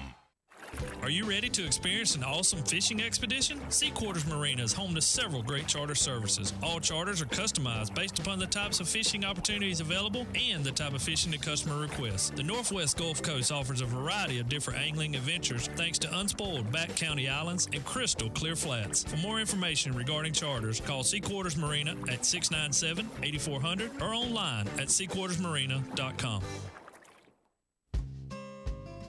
Change your oil at Superlube every 3 months or 3,000 miles for a longer-lasting engine and better gas mileage. Change your oil at Superlube today, and for a limited time, you'll get a free car wash. Right now at Superlube, you never need an appointment. You'll be in and out in no time. And with 19 Tallahassee area locations, there's a Superlube just minutes away right now. Boy, this place is sure convenient. How I love to Superlube my car, lube my car. How I love to Superlube my car. Yes, sir. The Jeff Cameron Show podcast, available on demand at ESPNTallahassee.com and on iTunes today. The Jeff Cameron Show podcast is brought to you by Garnet and Gold of Tallahassee. When you buy FSU apparel, support local business. GarnetandGold.com.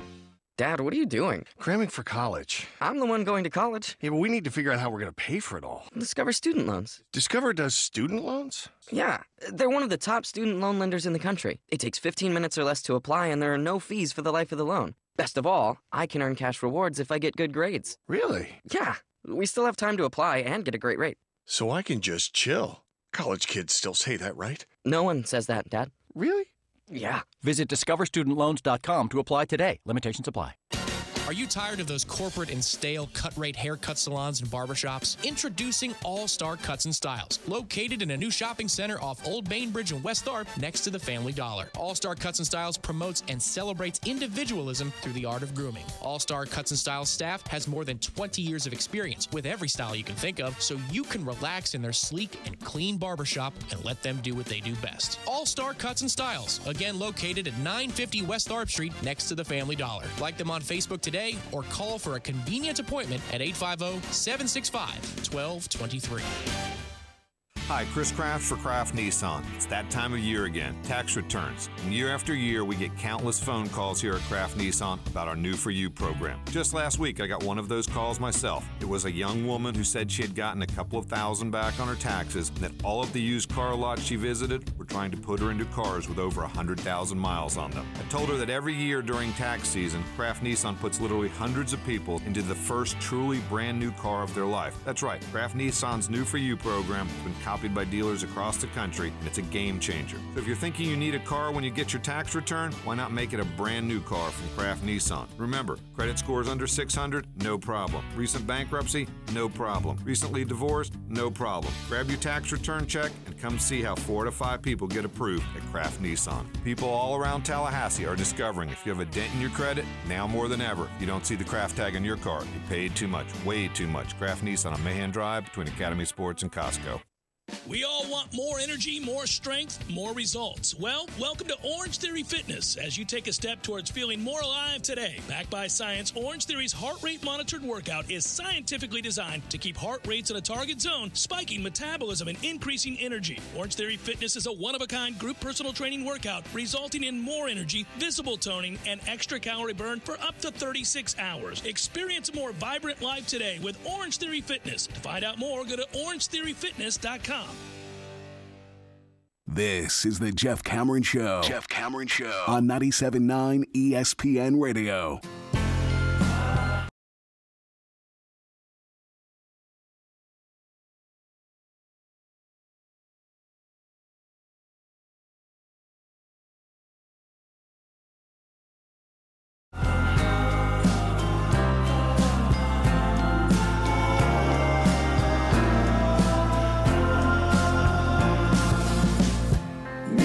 All right, let's go to the email inbox, shall we?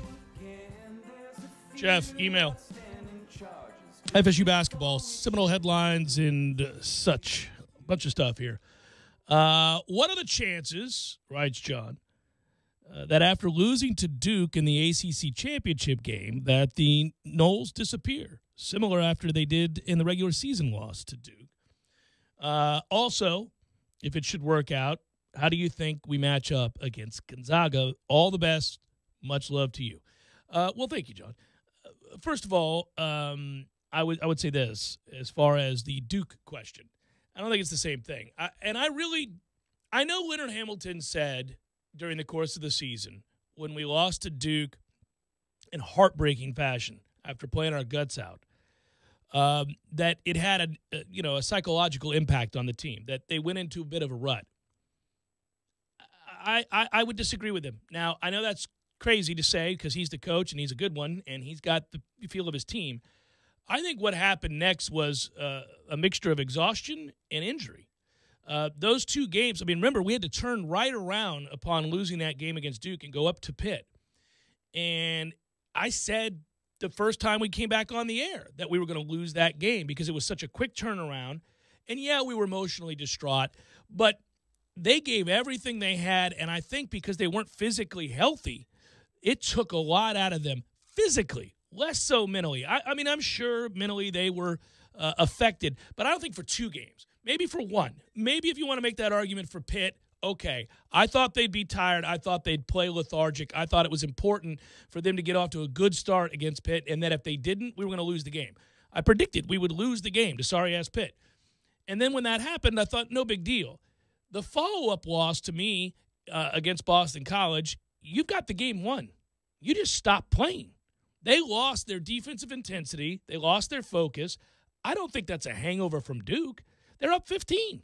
They basically, I don't think, were healthy enough to withstand the barrage. Once Boston College started making shots and getting back into the game, we really didn't have a healthy version of Terrence Mann. Phil Kofer didn't play. You had problems with that team at that point. We were physically beat up, and that's why it was important that the schedule kind of played out the way that it did, because if you recall, we looked and said, these are games we're supposed to be making hay in, but it's part of a stretch where we have to make hay because there were several more winnable games, something like 4 of the 5 that we thought, okay, they can win some games here. And I remember saying, if they just get back to 500, they'll be fine. They just got to win a game, begin to feel good about yourself again, you'll be all right. I don't think it was the hangover. I don't think that Duke caused that spiral. I think poor health did. I tend to agree with you. The one thing I would say about this week, and I don't think it's about a hangover against Duke. Remember last year in the ACC tournament, it was up in Brooklyn. We got bounced right away by Louisville. Mm-hmm. I won't talk about the announcing and all that kind of stuff. But we really didn't have much interest in being there. You could see it from the tip in game 1. Yeah. We had known we did enough when we beat BC to close out the regular season. I think we had our eyes on the next prize, which was playing for the real thing. This past week was completely different. We were in it. We wanted to beat Virginia Tech. We wanted to do it again, and obviously we came out on a mission against Virginia. Played hard against Duke, just didn't have couldn't make shots. It didn't have enough offense, but we wanted it. So I am concerned because entering the tournament, I'm not going to change my opinion simply because we made it to the final. Entering the tournament, I thought it would benefit us maybe to play well against Virginia Tech and go home and rest up. Get Trent Forrest ready to go, get Kofor ready to go, and let's see what we can do in the big tournament. I do worry a little bit about fatigue, the trailing effect, because it's not just about physical fatigue. It's about travel fatigue. You're up in Charlotte, you come back here, you're hanging out for a day or two, then you back up, and it's cold up there. It's just there's a lot of stress on the body all the while you're trying to prepare. So while I'm not sure that Vermont has enough in the tank to beat us, I do worry about us looking lethargic and maybe there being a trailing effect from just playing so many games in a short period of time. I always feel like when you go into a tournament here, almost all the teams are dealing with fatigue, mental and physical. Almost all the teams are having to kind of regroup, reset, and kind of refocus. And it can be difficult because no matter who you play, they're good. You're not going to get a game against Wake. You're going to get a game against a team that won their league or was one of the best teams in their league. Certainly almost every team, I would say every team, save for ones that go on magical runs to win their conference tournament after having a horrible year. And in that case, you're finding a hot team. But the point would be almost every team that you could possibly match up against has a resume that you go, oh, well, they I see they beat Tennessee. Oh, they beat Kentucky early in the year. Everybody's got that game or two where you look and go, oh, they played really well against Louisville. They're capable of beating us. So, in a truncated tournament, that's the real worry, right? That when the higher you are seeded, the greater the expectations. Last year, we kind of just rolled into this thing after a middling season with very little expectation, and they got hot, and they played really well, and they really, more than anything, decided to be dedicated to defense, and they went on a run. Now the expectations are so great that if they don't get to the Sweet 16, most of the fan base would be profoundly disappointed. I think the vast majority, if they lose to either Vermont, and let's project forward, say they win that game and then play Marquette, if they lose that game, people aren't going to go, well, back-to-back-to-back years in the tournament, Sweet 16, an Elite Eight mixed in there, and a first-round win in both the other two. People aren't going to look at it that way. I might, but I don't think a lot of people will. I think they would be very disappointed. I think basically you got to get to the Gonzaga game before people begin to say, hey, we'll take whatever happens after that. I think it depends on how the Marquette game looks. Obviously, you can't lose this one if you want to stay away from fan disappointment. But I think if you win, you beat Vermont, and then you play Saturday, and Marquette's just, white hot from 3 or something like that, I think people at that point are willing to say, well, okay, that's a hell of a run. And as to the ACC mindset and post-ACC tournament mindset, I think it was more positive than negative. I mean, I honestly believe the players, not my opinion about Florida State, but the players themselves, how can you not walk away from that tournament saying, I feel better about myself than I did before I got there? Because you showed Virginia. Well, we had hung toe-to-toe with Duke before. Yeah. And that's about getting a rebound and defending an inbound play. Everybody saw that. Everybody knows it. Virginia blew our doors off. Yeah. And then we controlled the game for, 85%? Dictated the entire game, really. Outside of a couple of mini runs, one in the first half, one in the second half, Virginia really didn't do anything. So I think from a confidence standpoint, we walk away from that tournament feeling better about ourselves. I'm just worried about the fatigue of all the bouncing around from, the middle of the Atlantic all the way down to us and then back up to the Northeast.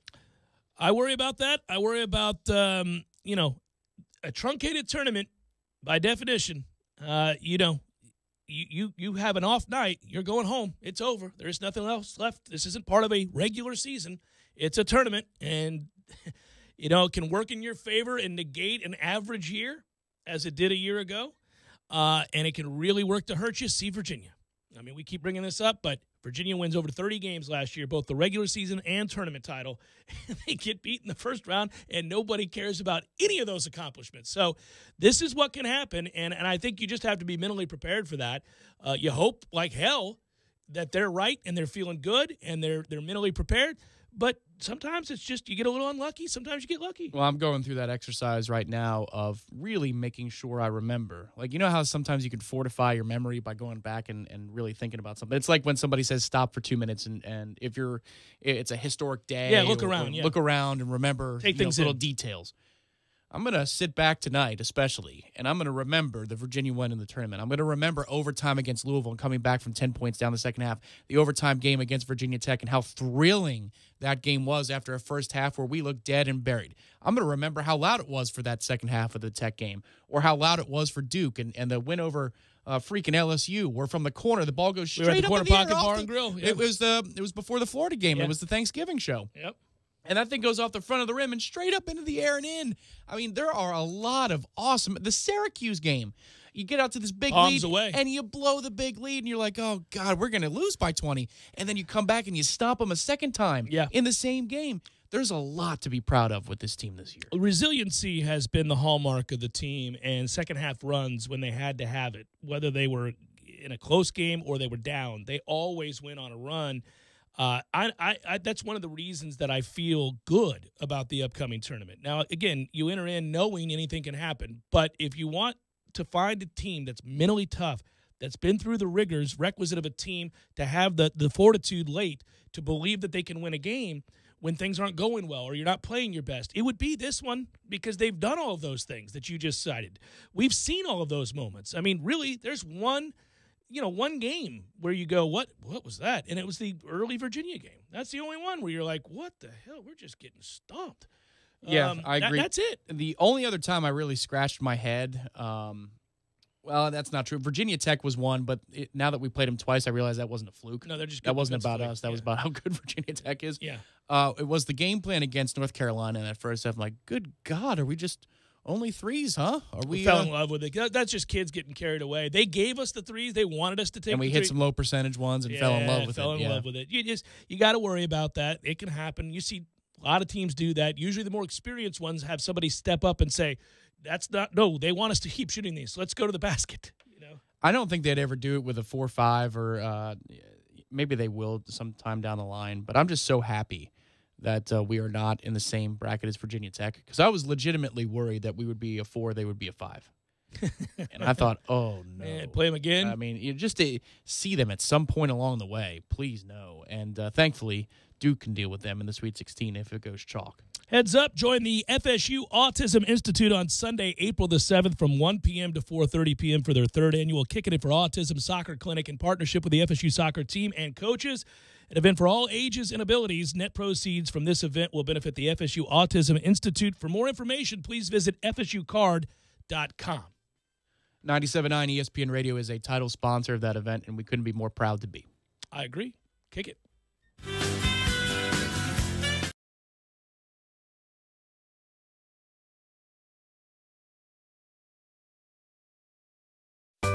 Sorry, boys, I did not have time to pack.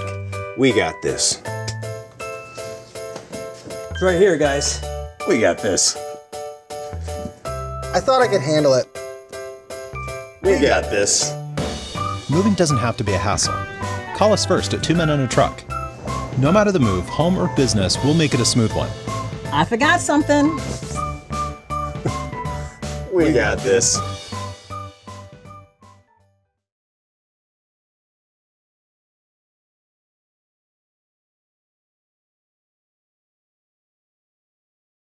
Is brought to you in part by the Deck Pizza Pub in downtown Tallahassee and by Lane's Medical Supply. Seminoles, it's 2019 and a new football season is amongst us. It's a new day, and we have an opportunity to build this program back to where it belongs, together. Every day we get one step faster, one rep stronger. The journey to the top includes you. We are one tribe together, and we remain unconquered. We need you in Doak Campbell Stadium this fall, and that begins by getting season tickets now. Visit us online at Seminoles.com or call 1-888-FSU-NOLE and get ready to hear Touchdown, Florida State! Very soon. Did you see that game last night? Ooh, instant classic. I can't believe how much Burton was sweating in the ninth. You could see each bead dripping off his brow. I didn't see him sweating. My girlfriend was blown away by his clear skin.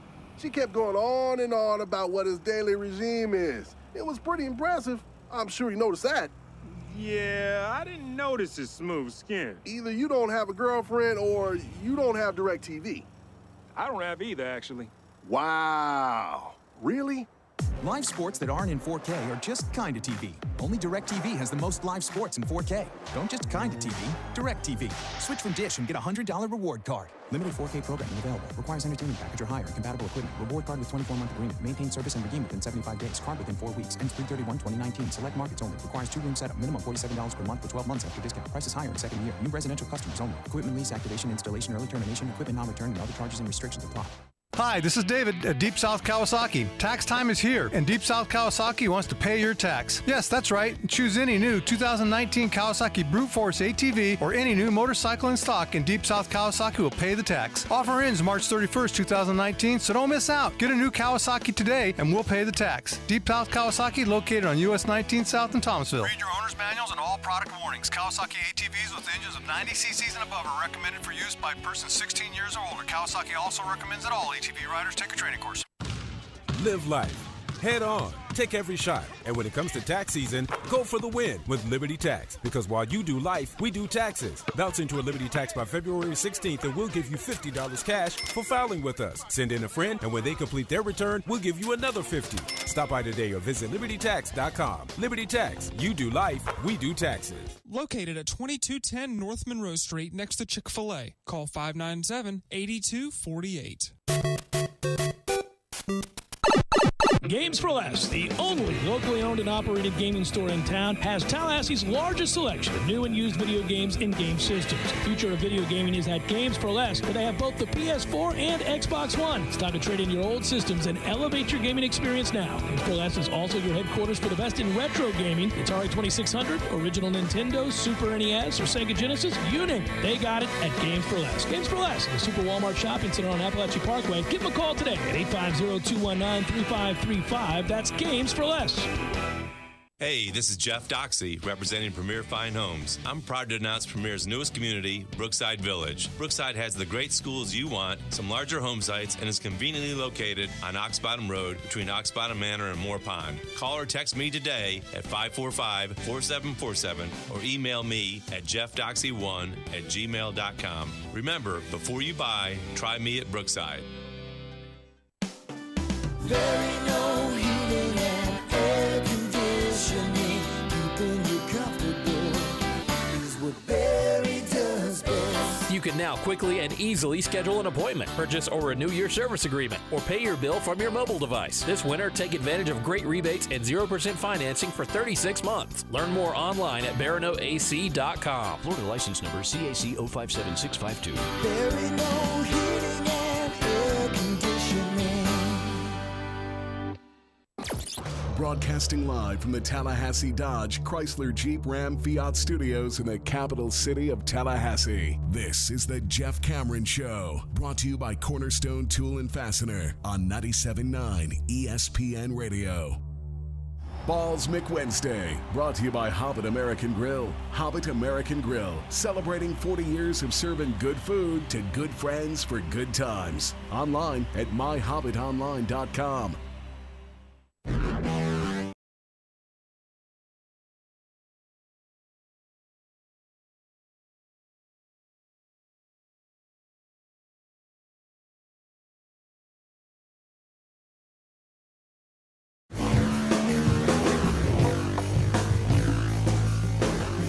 Did you read the transfer portal impact grades? This is going to be a thing now. It will matter. We are going to pay attention to who handles the portal the best. Who's the team or the conference that seems to have a real handle on the transfer portal. There it is. It's really the only reason I brought it up. I really don't care about the article. Sounds more like a razor at the barbershop. Do it again. Nope, sounds like the transfer portal. I think it sounds exactly like the. It's not somebody portal. grabbing the two. No. I've been to a site that the transfer, where they house the transfer portal. It sounds just like that. And when you look in there, you see jerseys and numbers spinning all around. You're like, oh, somebody just hopped in. It's crazy. Is that Justin Fields? Look at that. Oh, he's not going to Florida State. Damn it. Yeah, I don't know, man. I think that by and large, when I get asked this question about Florida State's use of the transfer portal, I say to the people asking when I'm a guest that I think it's a B. It's solid. They did a good job. You weren't going to get Justin Fields with this offensive line. You really were limited as to who you could bring in. So if you want to say that, you're not overly excited about Wyatt Rector, or you think that Alex Hornibrook is serviceable at best, and that's being kind, I'd say sure, that's fine.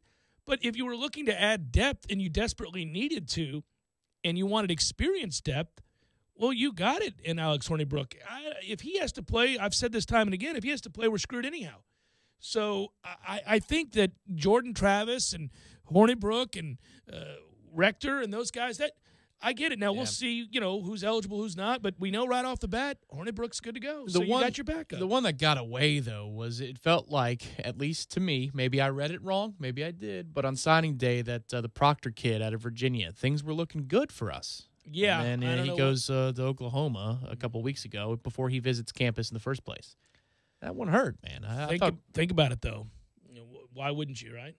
I mean, it sucks. Well, I hope he starts because they've got a lot of good players out there. He certainly would start here. He better start or else it's just a waste of a fall. Yeah, I think all of this stuff when it comes to the transfer portal, when you're in desperate need of a quarterback, you have to look closely at your offensive line. And it just seems to me that you weren't going to be able to, and I know what you're talking about, but you wouldn't be able to lure the nation's better players at the position that were in the transfer portal to begin with. By the way, they lose George Campbell to Penn State, and I don't think anybody really is heartbroken because George never fulfilled potential here, and unfortunate for him, he was just littered with injury. We did have a player, Landon Dickerson, dip his toes into the transfer portal, and then say, no, I'm coming back. I'm good. It's just going to be an interesting exercise to watch how this thing is utilized by players. We're still in the infancy stages here, and it has some people fretting, and coaches and administrations and, obviously athletic directors and others saying, I don't know, this is so good for college football. Others champion it, but how it's used by the players and what we should think about it as fans, that still remains to be seen. Obviously, one year you're going to be really excited when you get that kid you had to have. Other years you're going to lose that kid, and you're going to say, man, this transfer portal is brutal. It's a year-to-year thing. And, I mean, he wasn't wrong. Willie wasn't wrong when he talked about the nature of recruiting changing and how you have to have somebody on it at all times monitoring that. Yes, not standing in the end zone. So we shall see, though, what the offensive line looks like in the spring game. I guess that's the first crack we're going to have at it. With Bavion Johnson, I feel like Bavion Johnson has been a transfer portal entry to the roster. I think he's come through the portal as a different man. I don't know what that means in terms of, is it better than last year's center play or not? Okay. I was going to say, is he better? He can't be worse. Well, he can't. No, of course he's better. I mean, apparently he's only had one snap problem in a week or something like that, whereas he couldn't snap the ball, period, in fall camp last year. I will never, ever understand this. I played football from a young age, and I don't – listen, I never was a center, but I just don't get it. What is so damn hard about snapping the ball? And apparently, I mean, again, I must have this completely wrong, but apparently some people just struggle mightily with it to the tune of it takes you 2.5 years to figure it out. Good Lord. My only guess there, and who could speak to this, would be Dr. Castillo. But my only guess would be there is you've got to shave off time. It's kind of like, I don't know. Yeah, like a long snapper to a punter I get, but to a quarterback in the shotgun, come on, man. Well, depending upon what the scheme asks of you to get involved, and if your guards are terrible and you got to get there to help, I don't know. Maybe it's kind of like it's empirical, kind of like a pitcher's move to the plate or hopping in a bobsled or something. You got to be done. Catcher's throw to second base, and then up and set. In a certain amount of time, and maybe that's the problem there. I think the task itself, I'm not trying to say that anybody can do it. It's just not something that I've ever thought should take a year, 2 years. I mean. But if you get him and he's a good player, then it is like bringing in a transfer because none of us were counting on him to be a starting offensive lineman before spring camp began. I agree with that, and he was, remember, well thought of in the recruiting process. It was considered to be a boon when we got him. We were all excited, and I thought, there comes another guy that's going to come and go and never materialize as a 5-star, right? Guys that everybody wanted, and we get him, and somehow it doesn't work out. I mean, it's crazy. You know what else is nuts? I mean, I'm not saying our fan base didn't know it, but to the extent that Rick Trickett, who I always liked and I know is well thought of in terms of the acumen for the job. So his understanding of coaching the position is well thought of by some big names in the sport, in the NFL even. But in college football, you have to be able to get the talent here. And because his reputation was that of just a ruthless taskmaster, he couldn't get the kids to come here. And when you talk to people who watch from afar, it was not a secret. Everybody knew Florida State could not get linemen, and it was just the understanding throughout the league. Certainly, I mean, when I talk to people that cover the other teams in the league, they're all like, "Well, Florida State at best was only ever going to have an average offensive line because of Rick." Well, and I don't really know how many we developed. It doesn't look like it at all. I mean, we had a lot of. I think it's even at best about who progressed when they got here versus regressed. Rod Johnson is probably the number one candidate for somebody who regressed from his first year, his first dip in the college football game when we were winning 29 straight. And he played left tackle from the Miami game on. Brian Stork is a big win for us, but he was a tight end recruit. We converted him. I guess you get credit for developing there. Cam Irving was another good player for us, but he's a defensive lineman, but we switched we didn't get an offensive line on campus, and you know what I mean, and develop all the way up. It's taken an athlete project. Menelik Watson was good, but he was only here for a year. Remember, Trey Jackson and Matthias were projected to go and do big things the next level, but then Trey got hurt, so I guess that's a wash there. But if you look at his whole career, I mean, Rodney Hudson is one of the few examples of a kid he was in on early and a kid who panned out to the NFL and is a perennial good player. And was a really unique personality in that he was a red ass who wanted to be coached really hard and took a liking to Trickett's style as opposed to the vast majority who wanted to shy away from it, who didn't want to be here because of it. And thus we lost out on that talent pool. It's hard to be any good for an extended period of time if you're just not getting kids in here that have the talent. And Babion, going back to your point, was a kid that we got excited about because he was said to have the footwork and the talent to really develop into a nice offensive line prospect in 2 years, and nothing was happening. And right. I just my hands to the sky. Like, what has to happen for us to get a kid well thought of, come in, develop, and leave here a real good player at that position? Well, and I remember talking to the recruiting guys, and I said, wasn't he the number one center? They said, yes, but there was always going to be a learning curve. He could at least be a lineman earlier in his career. And he wasn't even available to be a guard last year over Arthur freaking Williams. Well, that's what I said. That's what I meant. I mean, how in the world, what went so wrong that guy couldn't get in the lineup to start over Arthur Williams? It blew me away. And what has happened since? So I get that. And is it real? Well, of course, that's and I get where cynicism comes from. Obviously, we've watched a train wreck a year ago, but I have to believe that Clements is doing a good job, at least appreciably better than the previous coach, because to a man, that's the topic of camp. I can't imagine that that's just completely made up. They have to have made sure. Now, you would say, well, how could they not? How could they not get better? But clearly, this young man has taken a liking to and certainly an understanding of what's, being asked of him under this regime that he didn't prior because he's been a standout, or at least according to what we haven't seen it. Correct. We're not out there. State-sponsored videos, as Ira would say. But what you get is people commenting on that. And even to the point where not only is he out there, but he's seemingly a leader where he's holding people accountable. What the hell happened in a few months? I don't know, and what happens when adversity strikes. This is a long nightmare I've had. I have the recurring I didn't study for the calculus final nightmare. But I also have center play, and that's been a problem for years. Post-Stork, it was, oh, my God, we don't have a center. And so I think this offseason I've been fighting it off, and it's kind of here again, these nightmares. I shouldn't have brought that up. I started, innocently enough, with the transfer portal discussion. It immediately turned to us talking about the offensive line. I think, by the way, every Florida State discussion begins, innocent enough. It could be a discussion of how excited you are to watch Tamorrion Terry. But it always ends with offensive line discussion. It begins with a guy going, man, wait till you see Tamorrion Terry this year, especially in this system. Someone at the table before too long is going to go, well, if our quarterback's upright to get him the ball, and then down the path we go. Well, as much as I want to believe the reports out of spring, remember last fall the reports where the offense was humming, man, and they were doing some serious things to the defense, and they won scrimmage 2. Remember, it was like, well, the offense took over scrimmage 2. This thing's going to come out high-flying Monday night against Virginia Tech. Look out. Here they come. Yeah, it didn't. And it didn't.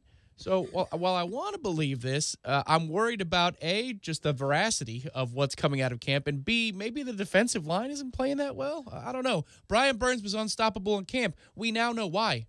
It was more than evident. So hopefully this isn't that reversed.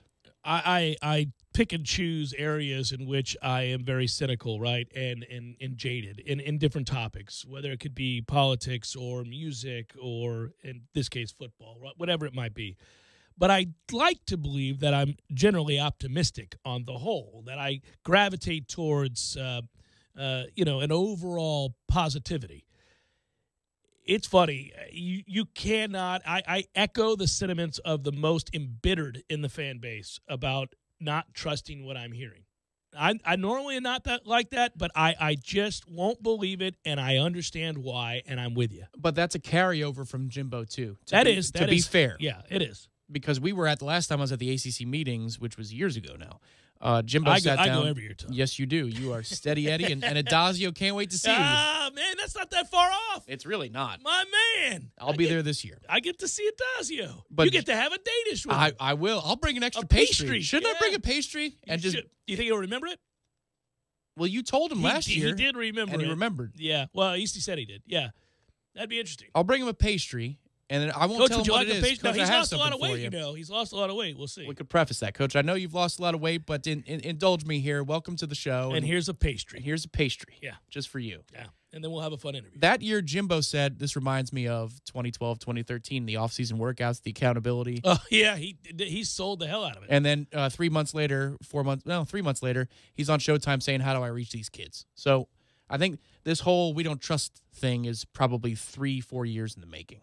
Easily, because, again, I do this a lot with people. I think that Willie suffers not just from the mistakes he made a year ago, of which there were many, but also it is a residual holdover of angst and frustration at the Florida State football program as a whole, basically post-14. Because even 14, you go undefeated and go back to you go to the first college football playoff, but you get smoked in the game.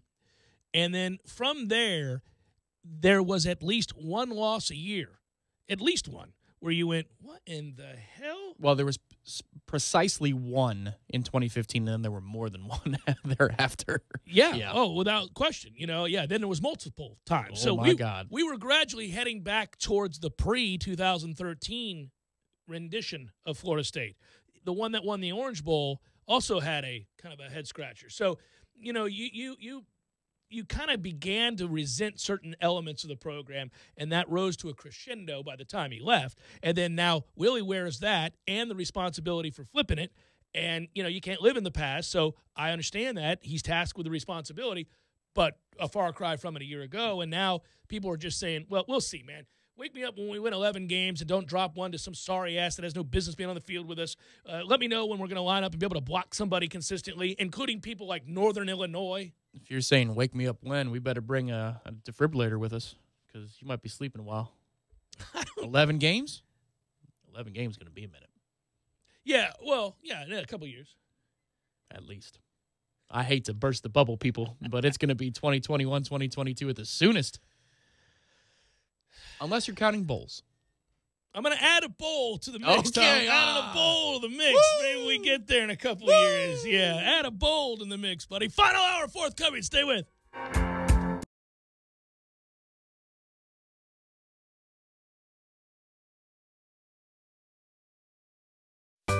Sorry, boys, I did not have time to pack. We got this. It's right here, guys. We got this. I thought I could handle it. We got this. Moving doesn't have to be a hassle. Call us first at 2 Men and a Truck. No matter the move, home or business, we'll make it a smooth one. I forgot something. We got this. Odds Chrysler Jeep Ram. No other dealer can offer you this kind of savings. We buy in mass quantities and pass along the savings to you. 2018 Jeep Renegade Latitude starting at $18,870. Payments as low as $299 a month. Going on right now during Jeep Freedom Days. Only at Tallahassee Dodge Chrysler Jeep Ram on the corner of West Tennessee and Capitol Circle, where we're right on the corner and always right on the price. Check us out on the web at TallahasseeDCJ.com. All prices include rebates and incentives plus tax, title, and dealer fee. ST18J605 must finance through Chrysler Capital and qualify for all rebates and incentives. Thursdays are Friday Eve, and that's a reason to celebrate. No matter what you're looking for, they've got you covered every Thursday down in College Town. Centrale offers 50% off select pizzas all day, every Thursday. Or you can stop by Township for Taco Thursday. $2 house tacos, $2. Madison Social offers the Social Agreement. You and a buddy can split 1 Aurora wings, 2 Madso burgers, 2 bourbons, 2 proof Madison Socials, all for just $40. See what they did there? And don't worry about parking. Plenty of spaces available in the parking deck or surrounding lots. Check out all the Thursday College Town deals right now on Thursdaysincollegetown.com. Hey sports fans, who's on your Mount Rushmore of baseball? I'm going with Ruth, Cobb, Aaron, and Mantle. Football, I've got Bradshaw, Peyton, Montana, and Brady. In basketball, Jabbar, Jordan, Bird, and LeBron. This debate could go on and on, but when it comes to the Mount Rushmore of personal injury law in Tallahassee, the choice is clear. Fonville, Lewis, Messer, McConaughey. Recently voted Tallahassee's best law firm, so avoid the underdog and go with the favorite. Fonville, Lewis, Messer, McConaughey. T-Spark Enterprises, roofing and construction services. T-Spark, TSparkConstruction.com. It's been many months since Hurricane Michael devastated our area. Many people are still dealing with the damages and finding it hard to get a local contractor to contact them. Are you struggling with getting assistance to fix your damages? Are you feeling like your insurance company is not being fair? If your answer is yes to any of these questions, we can help. My name is Travis, owner of T-Spark Enterprises, and I'm asking you to give us a call today for your free consultation. Let my company guide you through the process to get your home back to normal. Call 850-766-1340. T-Spark Enterprises, roofing and construction services. T-Spark, TSparkConstruction.com. License number CCC 1331204. We all want more energy, more strength, more results. Well, welcome to Orange Theory Fitness as you take a step towards feeling more alive today. Backed by science, Orange Theory's heart rate monitored workout is scientifically designed to keep heart rates in a target zone, spiking metabolism and increasing energy. Orange Theory Fitness is a one-of-a-kind group personal training workout resulting in more energy, visible toning, and extra calorie burn for up to 36 hours. Experience a more vibrant life today with Orange Theory Fitness. To find out more, go to orangetheoryfitness.com. iDope, globally inspired vision stylewear, a fusion of classic heritage and contemporary sophistication. An essential part of your lifestyle and fashion expression. iDope, vision stylewear for the fashion forward and socially conscious. Let's make this a dope world together. iDope, available online at iDope.com. That's EYEDOPE, iDope.com. What's up, Eddie? What's up, Jeff? You know, buddy, that I like archaeology, right? Yeah. I'm quite an anarchist myself. Right. Well, anyhow, do you know what they find the world over when they excavate? You know the item they find the most of? I don't know, rocks? Freaking bowls. Bowls? Bowls everywhere. In Rome proper, right? Bowls upon bowls upon bowls. That's very interesting. What's the high school over in Jacksonville, the one with all the good football players? Bowls? Right. What are you getting at here, Jeff? Mo used what to cut his hair?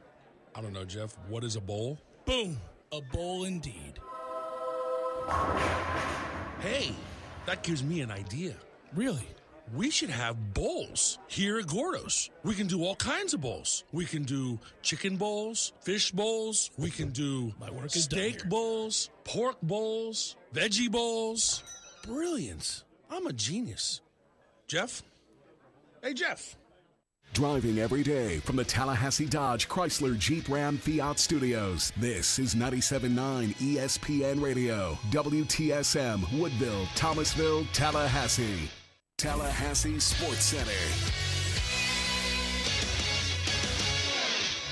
Emily Gordon, the Florida State Bats fell asleep at the wrong time last night as the Noles lose a midweek game to UCF. 9-7 was the final. For Florida State, they tried hard to rally in the ninth inning, scoring one run and leaving a few men on base, but in the end, it was a two-run loss to their friends from down south. Meanwhile, the Florida State softball team continues its dominance, now with 28 wins on the season as they combined for a no-hitter of FAMU yesterday. 8-0 was the final there. The Florida State men's basketball team preparing for the NCAA tournament beginning on Thursday against Vermont in Hartford, but it was last night the first two play-in game for the NCAA tournament taking place, and it was Fairleigh Dickinson with an 82-76 win over Prairie View, Belmont 81-70 over Temple. A couple NFL signings, but the big one, Vontaze Burfict joins his good friend Antonio Brown at the Oakland Raiders.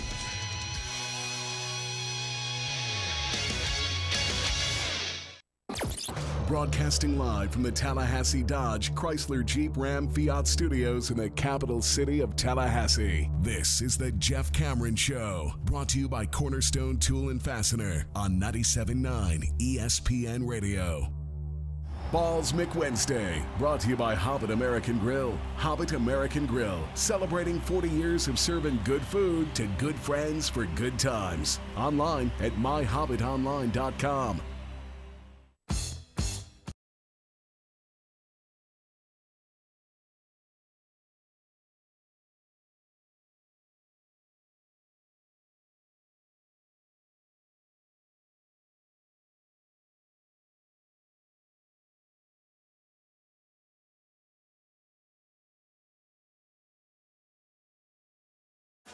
Final hour of the Jeff Cameron Show, at least for today. Thanks for tuning to it. I'm Jeff. That's Tom. We're online, ESPNTallahassee.com. That's where you go to listen live via the streaming free. Always don't miss anything. Sometimes you do. We understand that. Go get caught up. We'll post the show in its entirety upon the conclusion on iTunes, where you can go and listen to it, rate and review it positively so that others may find it.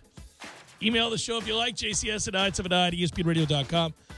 On Twitter at @JCameron Show. Hello, YouTubers. Hello, Periscopers. Not long now. Getting anxious. Short segment to start the hour because we got to make way for former Vermont coach Tom Brennan. Engineered some big wins for Vermont back in the day, including a huge upset over Syracuse. And you'll remember his celebration. And he still absolutely adores Vermont and does some of their games, does color for some of their games, and works with Westwood One. I've done some stuff with him with SiriusXM, so he's going to join us because he knows this team backwards and forwards, and that's his squad. Well, and his name is on the court there. Yeah, that's how much they revere him. So all-time winningest coach in the program's history. Also, I believe he was the AAC Coach of the Year like 4 or 5 times. Yeah, he's well thought of there. He's a made man. Yeah, he's a made man up there. So we'll ask him about Vermont. Figure get it from the horse's mouth about what they are or are not. He's also funny, so it'll be fun to talk to him. Did I just in the brief segment we have here? I saw my man David Hale tweet out something today. It got my attention, and I got very excited about it. Actually, it was yesterday. Bet on Sports posted lines for opening weekend action already. Football, college football. Really? Miami getting 8.5 against Florida. Early on, I'd take Florida to lay the points. North Carolina getting 7 against South Carolina. That's Mac Brown. What do you know? I don't have an opinion. Clemson is giving up. This has got to change, right? There's no way that line can be correct. 18 against Texas A&M? Really? There's no way. Just that's what it says on there. No, that's not right. Maybe it's a 10. They fuzzied the 0 into an 8. And even then, that's just cold disrespect. That's like, get you some sorry asses. Get your whooping. Clemson lost a little bit on defense, you know. I mean, come on, guys. And then finally, the only one you really care about would be Florida State minus 4.5 against Boise State. Ooh, I was wondering because we looked at some of the over-under win totals last week, and Boise's was at 10.5, which was crazy high considering that they lost a lot, and you'd have to spend money to take the over. So. Remember, I listen, this will all change. These are really almost kind of just a cursory. This is not irresponsibly early numbers. Yeah, irresponsibly early. Right? The way too early top 25 that they do as soon as the regular season ends, that's what this is for odds. But I am curious. The only one I really cared about there was what were we going to be? Like what, Vegas does think that Florida State's going to bounce back. If you look at the projections, it seems to me most people are of the belief that Florida State's going to at least go to a bowl and maybe win 7-8 games. Well, that would be nice. That would be a step in the right direction. It would feel like a great fall. It would feel like a great season, and that's sad, but that's where we are. And you know what? There is fun in trying to watch a team build something. It was fun to watch Jimbo flip this thing real quick into something that turned into a national title contender, but it is also embarrassing at the same time a little bit. It's okay. I'm not having fun. It's not a lot of fun right now. Not right now, but if we were on the way to a solid 8-win season, 9-win season, somewhere in there, and we look competent again. We have to. That's the whole thing. You'll have fun if that's what happens. Here's the deal. They just got to look competent. Jimbo's final year, we were incompetent as well. He was 5-6, and we sucked, and we're barely skirting by Duke and Wake, and it's just ridiculous every week, right? And then last year was a nightmare too, and That 2017 season, I mean, we had to beat Syracuse on a last-second missed kick, and it was one-score games with Wake and Duke. I mean, you really could have been staring at 2-9, I guess. Oh, well, by at his all departure. rights, they were pretty much, that was the year that we should have ended the bowl streak. But he got away with it, and, we win that last game, and then you end up winning the bowl game, and so it kind of masks really what the season was, which was a unmitigated disaster. Got lucky that Florida was worse than us in that given year, too. Which was hard to do. Yeah, but anyhow, long story short, when you look incompetent, nothing's fun. Everything's arduous. Everything is just so difficult. Every play, every drive, every quarter, every game, even against teams that have no business being out there, and you're just sitting there going, I mean, this season, I hate saying that I'd like college football to end. I think our fan base last year in the middle of the season was like, you know what? Can we start over? This has gotten away from us. The train's off the tracks already. After that Syracuse game, I think people were like, could we just start over? When did Coach Ham and the fellows play Purdue and LSU? Man. Damn it. I hate this is where it goes. It can't not, though. I know. But we've had now, I'm not going to bring up football anymore. I have to talk about the spring game, and we will go to the spring game. Is there anything that can happen in the spring game where you go, all right? Anything? Ooh. Probably not, right? Probably not. Maybe Dent looking like a god, just like a hip pocket god as a true freshman. I don't know, though. That could be attributed to the quarterback play being bad, too. It depends on who he's going against. I mean, if he's going against McDonald, then nobody's going to believe in that. Frightening. I don't know. Let's talk basketball instead. Tom Brennan, former Vermont Catamounts coach, broadcasting legend, if you will, especially up there, and he's been around for a long, long time, will join us next to talk about Florida State's first-round opponent, and we'll find out a little bit about who they are. That's next.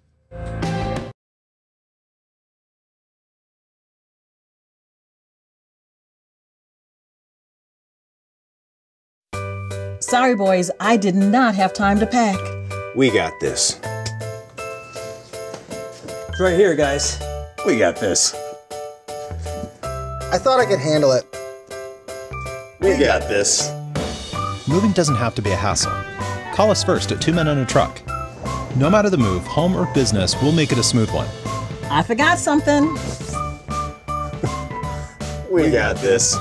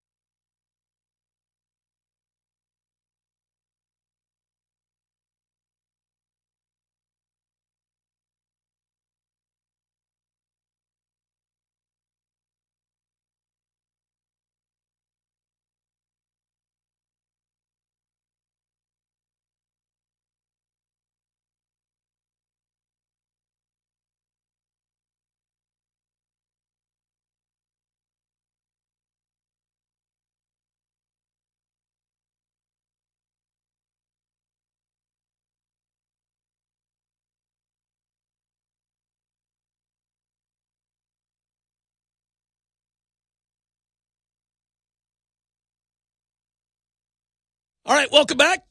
We wanted to have an opportunity, obviously, here, if we're going to break down the game, to have a man who knows something about the team that Florida State is going to play. And who better to bring in than the former coach of the Catamounts, in fact, the all-time winningest coach of the Catamounts. You hear his stuff everywhere, basically, over the years. You've heard him on SiriusXM, Westwood One, NBC Sports, you name it. He's Tom Brennan, and he joins us now. Coach, thank you so much for joining us. Always appreciate your time. My pleasure, Seb. I'm looking forward to our conversation and to the week as well. Yeah, me too. This is a wondrous time of year, as you know very well. And you know, for my audience, largely in this situation, Florida State fans tuning in, they know nothing of Vermont. They know of the upset over Syracuse engineered by your guys many years ago, but they don't know much else about Vermont. And other than what they can look up, perhaps statistically related. But why don't you tell us the kind of team Florida State's going to be facing here? Let's get an overview from a guy who would know it very, very well. Well, let me say first, we aren't thrilled about having to learn all this stuff about Florida State. I'll tell you that. But anyway, it's just great to be there, as you know, and we're good. Jeb, it's interesting because we are really good because we have we've kind of dominated this league for years. Since Becker's been here, it's been unbelievable how good he's been. But we've been kind of the class of the league, more or less, for the last 15 years or so. So we get into this aberration where we can't beat Baltimore for some reason. I don't know what it is, but excuse me, we had beaten them 23 times in a row, which is just as crazy. And then they beat us 3 in a row. So. And including last year's championship game at the buzzer. So when they came back to town to win or to play for this championship, there was a lot of pressure on Vermont, really a lot of pressure, because now you can't lose 2 championships at home in a row. Right. I mean, that just can't happen. And fortunately for us, it didn't. And again, that's the terror of playing in those one-bid leagues, man. You cannot stub your toe. So anyway, Vermont played great. We have a kid named Anthony Lamb, who's about 6'6", and just a big-time player. I mean, just a big-time player. That's all you can say.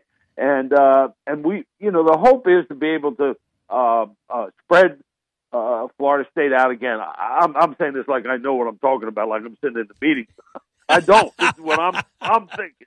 To try to spread them out and shoot some threes, and maybe Lamb can bring a big guy away from the basket or whatever, but we're really solid, and we haven't lost anybody else but Baltimore since December 21st of last year. So it's just the whole year has been really kind of crazy, and but I think I think of the 4 fours, this would have been our last choice. There's no doubt about that because. The 2 kids like we played Kansas really tough in the beginning of the year, right? Played them really tough. Right. Well, Vic got 8 threes, and the big kid got 20. So now they're out. Now we play them on a neutral court. Who knows? Who knows? At Kansas State, Wade is hurt. I don't know what he's going to be. Virginia Tech, Robinson, I guess he's coming back now. But we got the team that is the most whole, and very well may be the best of all those 4 seeds because you think about it, the only people they were behind in their league are 1, 2, and 3 in the country. Yeah, so. current 1 seeds in the tournament. Yeah, that's it. So anyway, but for us too, Seb, I think it's a big trade off, and it's hard. I mean, it's really going to be hard because obviously we have a tough matchup, but. The fact that we're going to Hartford, which is only 4 hours away from us in terms of for our fans and for our state, it's a big, big deal. It's really a big deal. I remember back in 2007 when we went to Worcester. We didn't. In 2006, we went to Salt Lake City. Nobody from Vermont is going to get to go to Salt Lake City in 3 days, when you got to try to figure all this out. But Worcester, people could get in their cars, bus trips, and it's the same way with Hartford. We're going to travel like Nebraska football, my boy. I'll tell you that. What makes me laugh? And by the way, we're talking with Tom Brennan here on the Jeff Cameron Show. And I it's funny, Coach. I bring this up because people were instantly angry. And I've said before about the seeding and where Florida State. We said this is a virtual home game for Vermont. And wait, you guys are upset too? I know. Yeah, imagine that. Yeah, everybody's angry when these things come out. And I always laugh about that. At the same time, you sit down and you can break it down. You go through quad one wins and the pod system, and everybody will start arguing, why the hell we got to go way up there? Basically a home game for them. And guys, Florida State basketball has come a long way if you're going to argue about being a 4 seed. How about it? Yeah. No, that's exactly right. And you know how it is, Jeb. We all want our cake and eat it too. That ain't ever going to change. No, that's true. That's true. Hey, by the way, you brought up Anthony Lamb, and he is a tremendous player. And for our audience, I mentioned him yesterday, over 21 points a game, just about 8 rebounds per game. And I know that Florida State, we like to switch on ball screens, and you guys, Vermont is heavy on ball screens. I imagine they're going to run him through all those things to try to create matchups, right? Absolutely. And the one hope, and this is it's not etched in stone, but he can shoot the three. He's a legitimate 3-point guy. So a lot of times in these, continual switching and picking pops or picking and dive to the basket, he's very versatile, and he's just as good. I mean, he's not a lights out 3-point shooter, but he's very, very capable. And but he's a monster around the basket. I mean, he's really good. He's about 230 pounds, and he's just hard to guard. He's hard to referee. He's just, and obviously the first thing that comes to mind for Vermont is the size of Florida State, and how is he going to be able to deal with that? Will he be able to make plays on the inside, or will he have to continually step outside and shoot it? And regardless of what happens, Sheb, in that little battle, we need to get help from other people. Smith and one of the Duncans, and somebody's got to make some shots, and for us, and I think it's safe to say that, and this is the same thing happened when we beat Syracuse. They didn't play good, and we didn't play good either. But in this case, Florida State is going to have to play down a little bit, and we're going to have to play up a little bit. I think seriously to win the game. But that being said, I won't be shocked at all if we're in the game the whole way. I mean, we're, like I said, we won 27 games, and we're a good team. We're just a good team. And now with the lights on and the big stage, and now we'll see. But I think with us too, Sheb, one thing is, all as crazy as it sounds, because we've been the best team in this league for a long time, but all the pressure was on Vermont on Saturday, because Baltimore had done what they did last year to Virginia. They did it to us first, and then Virginia. And if they were third, but they snuck back into the finals again. Yep. And I thought, my God, we just can't lose. We can't lose the game. And thankfully we didn't. And so now the pressure is all off. It's all off.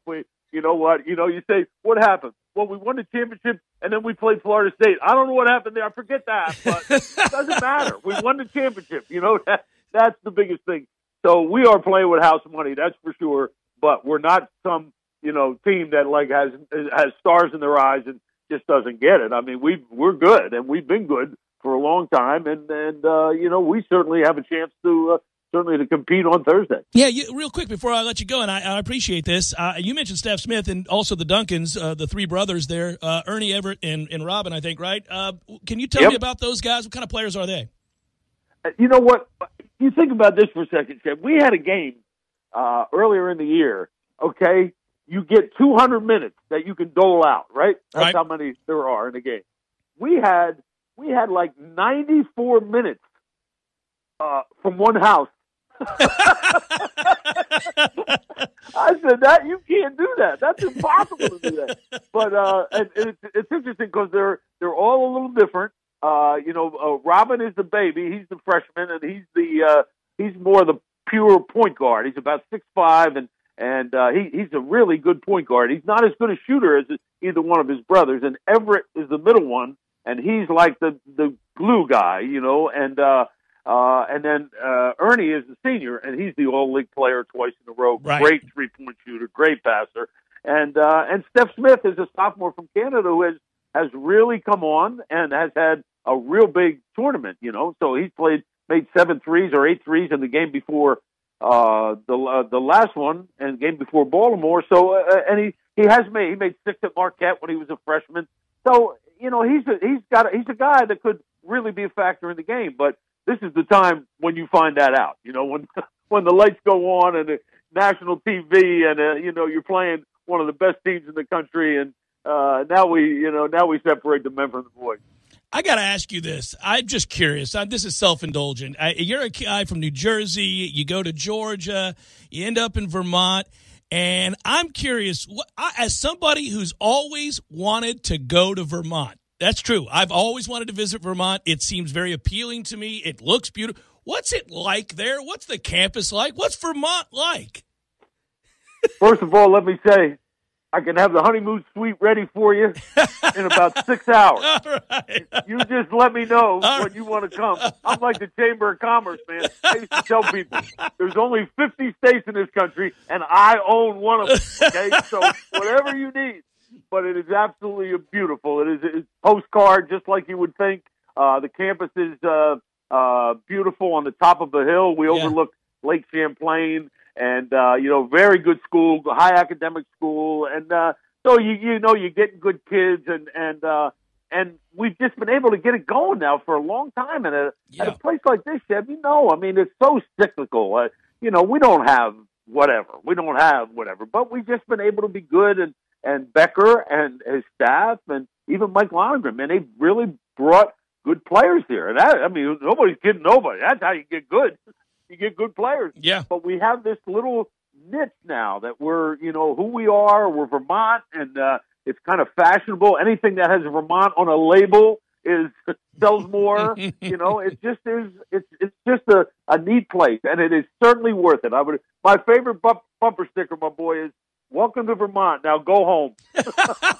So you're gonna invite me in. You'll treat me right, and then you'll tell me to get the hell out of there, right? That's it. We never allow extended stay. That's one of the rules. But we'd love to show you around, my boy. I'll tell you what, great Coach. Place, and I do recommend it, man. If you ever want to bring somebody you like, and come on up here because it's really neat. My wife and I are going to take you up on this. You're going to say, this guy and I did an interview one time. He's calling me about he wants a tour around Vermont. You're going to get the call. It's going to happen, Coach. I'll tell you what, I will gladly take the call, man. Like I said, there's nothing I like more than showing off my state and my school, man. There's nothing more. All right, I'll do it. Thanks so much. Good luck, and it's a pleasure to talk to you. I'll talk to you again down the line. Okay, my boy. My pleasure. All right, you take care. You know what? Best of luck to Florida State, except against the Cats. I was going to say, you don't mean it. You don't mean it. You know what? If they oh, by the way, quickly, I know Terrence Mann's mother. Right. And the fact that she got let go, that was awful. And, but that's the world we live in. That's coaching. But for him making that shot, that was a little bit of salve on the wound there. I thought that was great. And so we'll get to see her again, obviously, tomorrow and Thursday. And but and he certainly seems like, he didn't fall far from the tree. She's a great lady and just a very interesting person. And, and it's kind of sad, but this is the world we live in. But anyway, he is a great player, and I'm sure he's playing with a little extra verve for his mother this weekend. Yeah, he's a great kid, and we've enjoyed having him down here. Everybody loves the kid, and he lives and breathes and sweats and dies with Florida State, and he has been a guy that has left his mark on a program more than most for sure, and good kid, great representative, so it's good to hear that. Good to talk to you, Tom. You be well. Okay, buddy. I'll see you, Seb. Be good. All right, take care. Appreciate it. Tom Brennan, legendary coach and broadcaster, did a morning show, you can tell, in Burlington, Vermont years and years ago in the 90s. He was a co-host there. I've done a segment with him on the ACC network on Sirius XM that neither of us seem to remember very well. We were talking about it before the interview.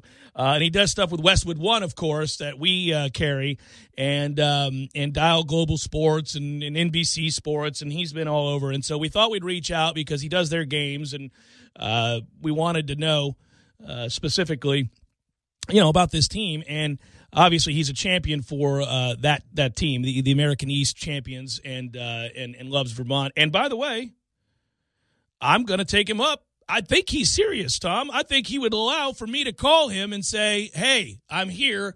Show me Vermont." It's like, Alexa, show me Vermont. Yeah, I think he's going to. So I just texted him saying thanks for the interview, and Jeff is still tickled by the offer for the tour. So I've got the bubbles going. I don't know what he's going to say. Yeah, he's going to text He back. could say that was all for show, kid. Yeah. Screw that guy. No, he's fun. He's fun. And listen, I wasn't kidding either when I said, hey, man, I've always wanted to go to Vermont. I've always thought it looked just beautiful. And I've met numerous people who've been to Vermont, and they all say, yeah, it's strikingly gorgeous. You got to deal with the winters, and they're not nice winters, brutal and long. But if you can survive them, you're living in sort of an idyllic, village, if you will. Vermont, it strikes you as that way. Hippy-dippy. I'm all for weird. I like weird. I think that qualifies. If that's the Chamber of Commerce that you just spoke with, I think there's a little bit of weird up there. I like weird, man. The weirder a place can be, the better. I want Tallahassee to be weird. I want weird stuff. I like that. I like eclectic groups of people. I like differing opinions and thoughts and all that stuff. I love it. And music, obviously, and art and all that. I think Vermont strikes me as the kind of place.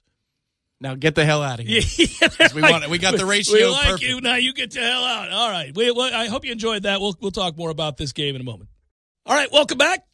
We wanted to have an opportunity, obviously, here, if we're going to break down the game, to have a man who knows something about the team that Florida State is going to play. And who better to bring in than the former coach of the Catamounts, in fact, the all-time winningest coach of the Catamounts. You hear his stuff everywhere, basically. Over the years, you've heard him on SiriusXM, Westwood One, NBC Sports, you name it. He's Tom Brennan, and he joins us now. Coach, thank you so much for joining us. Always appreciate your time. My pleasure. I'm looking forward to. Sorry, boys, I did not have time to pack. We got this. It's right here, guys. We got this. I thought I could handle it. We got this. Moving doesn't have to be a hassle. Call us first at 2 Men in a Truck. No matter the move, home or business, we'll make it a smooth one. I forgot something. We got this.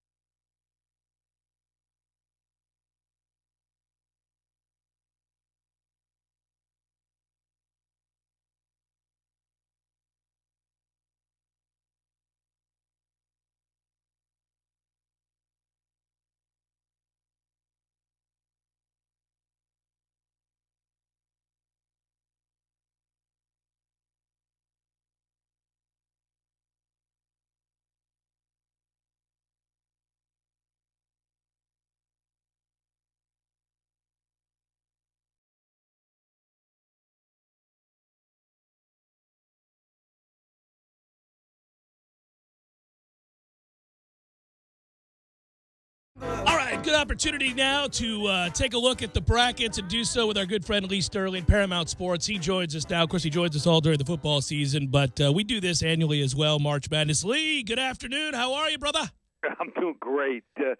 Trying to conserve my energy. The key is the next 4 days, which I think are the greatest 4 days in sports, is just to pace yourself. You want to make it for the late viewing. You want to make it, if you've got a bracket or gambling on these games, you want to make it to the next weekend.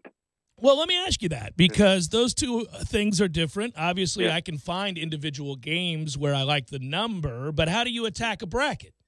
Well, the first thing is, and it's rule 1, 2, and 3, know the rules. So, for instance, I had a friend one time. He moves from L.A. to Miami in 1995, and he tells me before the tournament in 97, Arizona's going to win the thing. Okay. We've got a group of about, I think we have a total like 115, 120 people enter this bracket contest, and he proceeds to pick the winner. He's the only one. He picks 3 of the top 4 teams and doesn't even finish in the top 3. Why? Because he only got 22 of the 32 first-round games correct. We do it where it's 2, 4, 6, and 8, and so on. Mm-hmm. And hey, if it's 1 point for the first round, then it graduates to 5 points in the next round. Hey, you can take your shot at some upsets, but he only hits 22 of the 32 first-round games, and he's got all these underdogs winning 2 and 3 games. Yeah, you're done once that doesn't happen. So you got to know the rules, and then I love the brackets where you get whatever number wins the game. So if you got a 12 versus a 5, and the 12 wins the game, you get 12 points. Right, that's nice. Yeah. So I love when you see like Jay Billis, he picks his most. I haven't even looked at his bracket this year. He goes, "Oh, I've got all 4 number ones in the final 4." Oh, wow. Yeah, I mean, that's a toughie. Yeah. Well, by the way, imagine the system a year ago if you had picked against Virginia. If you were crazy enough to take that 16, you walk out of there with 16 points, huh? Right. I don't think anyone saw that. No, nobody did. No. No one saw all right, that. so know I think the Virginia's rules. going to be a little forewarned this year. And then betting the games is totally different. I look, number one, look at conferences. I rate conferences and teams, not just individual teams. And there's some teams like the Missouri Valley, real weak this year. And the Big West is weak. The Big Ten, they always place a lot of teams in there, but very few do anything. And this year, the Pac-12 was absolutely atrocious. I look at individual players, but I look at point guards and shooting guards because they handle the ball most, and those are the guys that are going to be shooting free throws when you get down to the last couple minutes. So a lot on the line. I want guys that shoot free throws well. Coaches, and you want a coach in the last 2 minutes that can calm his team down or call that great set play that can win the game for him. And then also look at, when you're analyzing teams, only look at their road record. For instance, a team like Kansas, 19-1 at home, but 6-8 on the road in neutral site games. I don't want to back a team that can't win on the road. That's a good point. And that's one of the reasons that people here locally were so excited about the season Florida State had after a miserable beginning, going 1-4 to start. They won 14 of their last 15 ACC games, and they also they had a winning record on the road in the ACC. That never really happens around here. So that's when people begin to buy in. When you can go win on the road in a brutally tough conference, then you're for real. Absolutely. And then one other thing I look at is sometimes a team that loses early in their conference tournament, they can, spend some time and they can game plan, and they can, maybe if they're, got some bumps and bruises, they can get healthy, and there's sometimes some value. And then the last thing, when you're filling out a bracket, know your audience. For instance, you're in Tallahassee. So if you're predicting that Florida State's going to make the Final Four, there's going to be a bunch of other people that do that. You want to take a chance. If you're doing it to try to win money, you probably want to pick them not to go to the Final Four. So you got to know your audience. My daughter's up in North Carolina, and we don't have Duke or North Carolina winning, because if Duke or North Carolina wins in the pool she's in one with a bracket with 40 people. They all have Duke or North Carolina. 35 yeah. will have the teams from North Carolina, those two teams winning it. You probably got to win 85% of your games to win it all. Yeah, Yeah, no doubt. I don't have Florida State going to the Final Four, but it's not crazy to think it could happen. No. I actually like their region. Let's do region by region. In fact, Okay. since we're talking about it, where do you want to start? You want to start in the East, or were you start Let's in the start in the East. All I right. think the easiest region. All right, let's go to the East. Yeah, I think did Coach K pick this region this year? Well, if he did, he wouldn't have picked Virginia Tech to join it, because I think he obviously they lost to Virginia Tech earlier this year, and they do play really good defense, and they're getting their point guard back. But outside of that, you're right. Yeah, no, I think it's certainly something they should be able to navigate. Yeah, and Michigan State, if they stay healthy, will give them a battle. But LSU, they're playing without their coach. Also, Maryland, way overseeded as a 6th seed. You want a sleeper, number 14 Yale, balanced team. They got 4 players that score in double figures. They could knock off LSU in the first round. In fact, I've got them +7, 7.5. I'm putting half my wager on the game, and I'm going to sprinkle some money on the money line there with Yale. By the way, with Yale, what's interesting is a lot of people assume out of the Ivy League that they run some 1950s sets, but the truth is they like to get out and go. Yale's different than all the other Ivy League Harvard, schools. Which was the only game a lot of people watch. Yeah, they ran Harvard out of the gym. So I've got Duke there, and I look at it's another year where the 12 seeds are going to be really tough. I also have Liberty plus the points against Mississippi State. I don't have them advancing, but give me some points in Liberty. Not a lot of people have seen this team, but they play some real big-time defense. I was about to ask you, Lee, because you're the third person that I've either read, talked to personally, or seen on television talk about Liberty. I haven't seen them play, but 3 different people now, including yourself, have picked them to win that game. I don't know if they can win, but I got them covering. I got it. Yeah, covering is important. All right, let's go to the West, where Florida State's at, and I'm kind of curious. Obviously, Gonzaga, I think I would say, is the weakest of the 4 ones, and that's why I was excited about the road for Florida State. What do you like about this bracket? What are your where's the action? Well, I think Michigan also is very vulnerable. I mean, this is a team that they have some big-time cold spells shooting the basketball. They have some periods they go 7-8 minutes and score 2 points. So this is the region where I'm going to take a shot. I think take a shot with one of 3 teams. Texas Tech, which has the Big 12 Player of the Year in Jared Culver. Yeah. They play defense, and if their defense, their offense, if they get on a roll there, they've got a chance. And Florida State certainly, if they can hit some big shots at the end, they're always in some tough games. They can go, and then another sleeper is Buffalo, number 6 seed. I think if they're wearing Duke jerseys, they're probably seeded 3rd here. So really good team, just happened to play in a not real strong conference. Also like Florida as a 10 seed here. Florida playing well, and I haven't beaten Nevada in that first game. You want a dead team. Nevada, at one point they were a 1 or a 2 seed early in the year. They have gone cold. Their entire starting lineup, it seems like, can't shoot. And then they've got a couple guys. I'm hearing about a couple injuries that they've kept out of the public, away from the public. So the bottom, in my opinion, they're the dead team. By the way, think about the matchup that you just described there. If we get Buffalo and Texas Tech, that's a great basketball game. I think that's what we're going to see. Yeah, that'll be a good basketball game. Let's go to the South. Let's go back up top there where Virginia's the one. Talk to me. I think Virginia learned a lot by what happened last year and the last couple of years. So I love their coaching. And the other years, they were winning low-scoring games coming into the tournament. Not the case this year. They had many games that they blew out opponents. So I have them advancing. Kansas State could be without their star. Tennessee, really good, but they played a tough schedule. They might be played out. Also, like Mississippi here, I think Virginia's toughest game, maybe for the entire region here, could be the second-round game against Ole Miss. So they're a sleeper team, played a tough schedule. Remember their coach, Kermit Davis, was at Middle Tennessee State. They sprung a couple really nice upsets in the tournament when he was coaching them. The team to stay away from, the Wisconsin Badgers. They can't shoot straight from three-point land where they're usually real good. Usually 1 or 2 going into the tournament shooting free throws, not the case this year.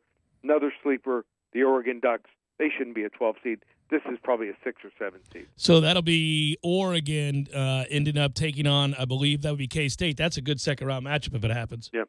All right. That would be. In the Midwest, you got what? Well, most people love North Carolina here or Kentucky, but I think both of these two teams played some really tough games the last 10 or 15 games. They both might be played out here. Kansas 6-8 road games and neutral site games. Houston, I don't think they're ready. I'm going to take a shot in this region. I like number 5, 6, and 7. Auburn, which is playing extremely well. Iowa State, probably the hottest shooting team in the country, and Wofford, they're my sleeper. Give me Auburn to make it to the Final Four. My Final Four, like I said, is going to be Auburn, also Virginia, Duke, and then the final team is going to be Texas Tech. Give me Duke and Virginia in the final, with the Virginia Cavaliers going from losing in the first round to NCAA champions. By the way, go back for a second, because you mentioned Wofford. You like them, you said. You like them to win that first game, but you don't like them to beat Kentucky, do you? No. Okay. I don't think they'll beat Kentucky, but, they didn't. I think they're a really good team. I mean, there's some teams out there that play in lower-level conferences, but this is not a Southern Conference team. You watch them play, and they shoot three-pointers. They make 41.6% of their threes, second in the nation. So most teams are not used to guarding 3 or 4 kids that can shoot three-pointers, and who knows? They could give Kentucky a game. Yeah, that's what, any team that really lights it up from beyond the arc, you always worry about in a setting like this, especially if they have multiple kids that can do it, because that is the great equalizer. So obviously it can help negate some of the problems you have up front with size. And experience. Yep. A team like Kentucky, a team like Duke, they fall behind. They're not great three-point shooters. Also North Carolina, they fall behind to a team by 7 to 10 points middle of the second half. They're going to have to – I don't think they can rely on the three to come back. So a lot of teams out there with experience, 3 or 4 seniors out there, and that's important once you get to the tournament, and even more with the rules changing down the road in the NCAA and basketball. I think you're going to see more of these teams from the smaller conferences do more damage in the tournament. Always a pleasure, brother. Enjoy the madness, and I'll talk to you soon. Okay, take care. See you, Jeff. All right, appreciate it. That's Lee Sterling, Paramount Sports, going over the bracket. Everybody's going over the bracket today. Everybody's kind of making their last-minute adjustments and figuring out exactly who and who they do not like, who they like and who they do not like. And what's weird is, let's just admit it, I mean, unless you're a college basketball junkie, you haven't watched UC Irvine play. You haven't watched Wofford play. I'm not going to sit here and tell you I watched a lot of those guys. Usually right around the time conference tournaments start, you get a glimpse. You've certainly followed along the course of the year. And, Tom, we've talked about this, that because Florida State's been good 3 years in a row, our renewed interest in what else is happening in the game around them helps in this situation, because when we were bad and we weren't making tournaments, admittedly, I really didn't care if LSU or Minnesota or anybody else was good, because we weren't. And now that we are, I like to look at potential problems in a tournament. I like to see the right matchups, and I like to know who we might face in an NCAA tournament if you go on a run. So you pay attention certainly towards the end of the year when a team stays hot and they begin to get certainly national attention, and maybe you'll tune in for a few minutes to their conference tournament, like a Wofford or a UC Irvine or somebody like that. But we haven't watched them throughout the course of the year, so it's tough to figure that out. You got to go find things like he just did with the Nugget on Wofford, shooting 41%, second in the nation from 3. And it just depends, I think, also, how much money do you want to make off the brackets and how much time do you have? Because you can find nuggets that, stats can do anything for you if you really want to work them and work an angle. Sometimes there's confirmation bias there based upon conference affiliation. Sure. I think Southeastern Conference fans who are filling out brackets are looking for reasons to bet on SEC teams. Certainly, we remember our experience with Virginia Tech. I think a lot of people in Tallahassee who are picking brackets are going to have Virginia Tech at least playing Duke, if not perhaps at least giving Duke a really good game. And I think that's the impact of regionality. But the bottom line to me is I think when push comes to shove, you've got to have the ability. You don't have to be good, but you have to have the ability to hit some threes. You have to have the ability to hit some free throws. And then if it's 50-50 from there, go with size. Because that's great that Wofford can shoot 40%, but if Kentucky's extending defensively on them, I don't know, man. Yeah, well, that's the thing, right? You got to look at the bracket in its fullest and say, all right, who's got the requisite size, who has the quickness to get out on the perimeter and negate that advantage. Well, if Duke didn't get the number 1 overall seed, and the one thing that really irks me here is I get it. You can look at the Zion factor, but you could also say that while the conference tournament apparently didn't matter for us, it mattered greatly for Duke and the performances that Duke put out there with Zion on the court to win the ACC title. But they weren't even in the running for a 1 seed heading into the ACC tournament. It's just amazing how that can completely flip on its head, because if Duke drew a 2, or, well, it wouldn't be worse than a 2. So if they drew a 2, I might have looked at them being bounced by the time you get to the Elite 8 or maybe the Sweet 16, because they can't shoot threes. But the fact is their region is killer for them. It is so easy. Coach K is doing backflips with how that region looks. It's Virginia Tech, and I don't know that there's another legitimate challenger given the way that they are set up this year. Yeah, you would have to say Michigan State or LSU, and you probably don't feel real good about that. But I really wouldn't say that. You know what I mean? No. It's just, I think Virginia Tech might be the biggest threat to them getting out all the way to the Final Four. From there, I mean, it's anybody's game. But in terms of regions, that sets up beautifully for Duke. The problem is, though, Tom, too, going back on this, you look at the 4-1s, who would you have replaced Duke with? Who would have been the one? You can't take a team out of the SEC. It wouldn't have been Auburn or LSU. It would have been Kentucky, I don't think. So who would you have replaced him with? You got the one. Probably the Big Ten champion would be my guess. I guess. Between Michigan or Michigan State. But I couldn't give either one of those two let's teams say, a one. Well, what if Duke got bounced by North Carolina? And that game looked like in the first 10, 15 minutes like it may well happen. And so they've now lost 3 times to North Carolina, and you'd say, what about them? That they still deserve to be a number 1 after losing to Carolina 3 times? But but Carolina is a 1, and you'd say, well, they lost to a 1 3 times, and 2 of them were really close, and certainly one was without Zion. And so, yeah, I think they would have. I think they would have just said, well, Duke has a grand total of 5 losses. 3 of them are to North Carolina. I think they would have still been a 1, I just don't know that there would have been anybody else to replace him with. One thing I will say, and this is probably bias on our part because we watch the ACC all year long, but with Zion playing the way that he did upon coming back, well, that changes everything. I mean, he looked possessed. If he's going to play like that, who would have guessed that kid could play 40 minutes? I mean, remember, we thought he was going to ease him back into the lineup? What, was he going to get 18 minutes? Well, he came out crazy. Yeah, and you think maybe his legs would be dead by the time we played him, and his legs weren't. No. That was crazy. No, he's a beast. Now, they could take a night off against Syracuse. That didn't, that game was easy peasy. Right. But yeah, no, listen, if he's going to play that way, I understand why they're the 1, although I do think they're beatable, and we saw that. We almost did it.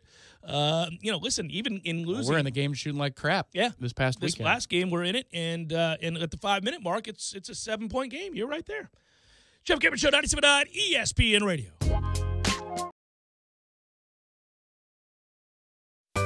Sorry, boys, I did not have time to pack. We got this. It's right here, guys. We got this. I thought I could handle it. We got this. Moving doesn't have to be a hassle. Call us first at 2 Men and a Truck. No matter the move, home or business, we'll make it a smooth one. I forgot something. We got this.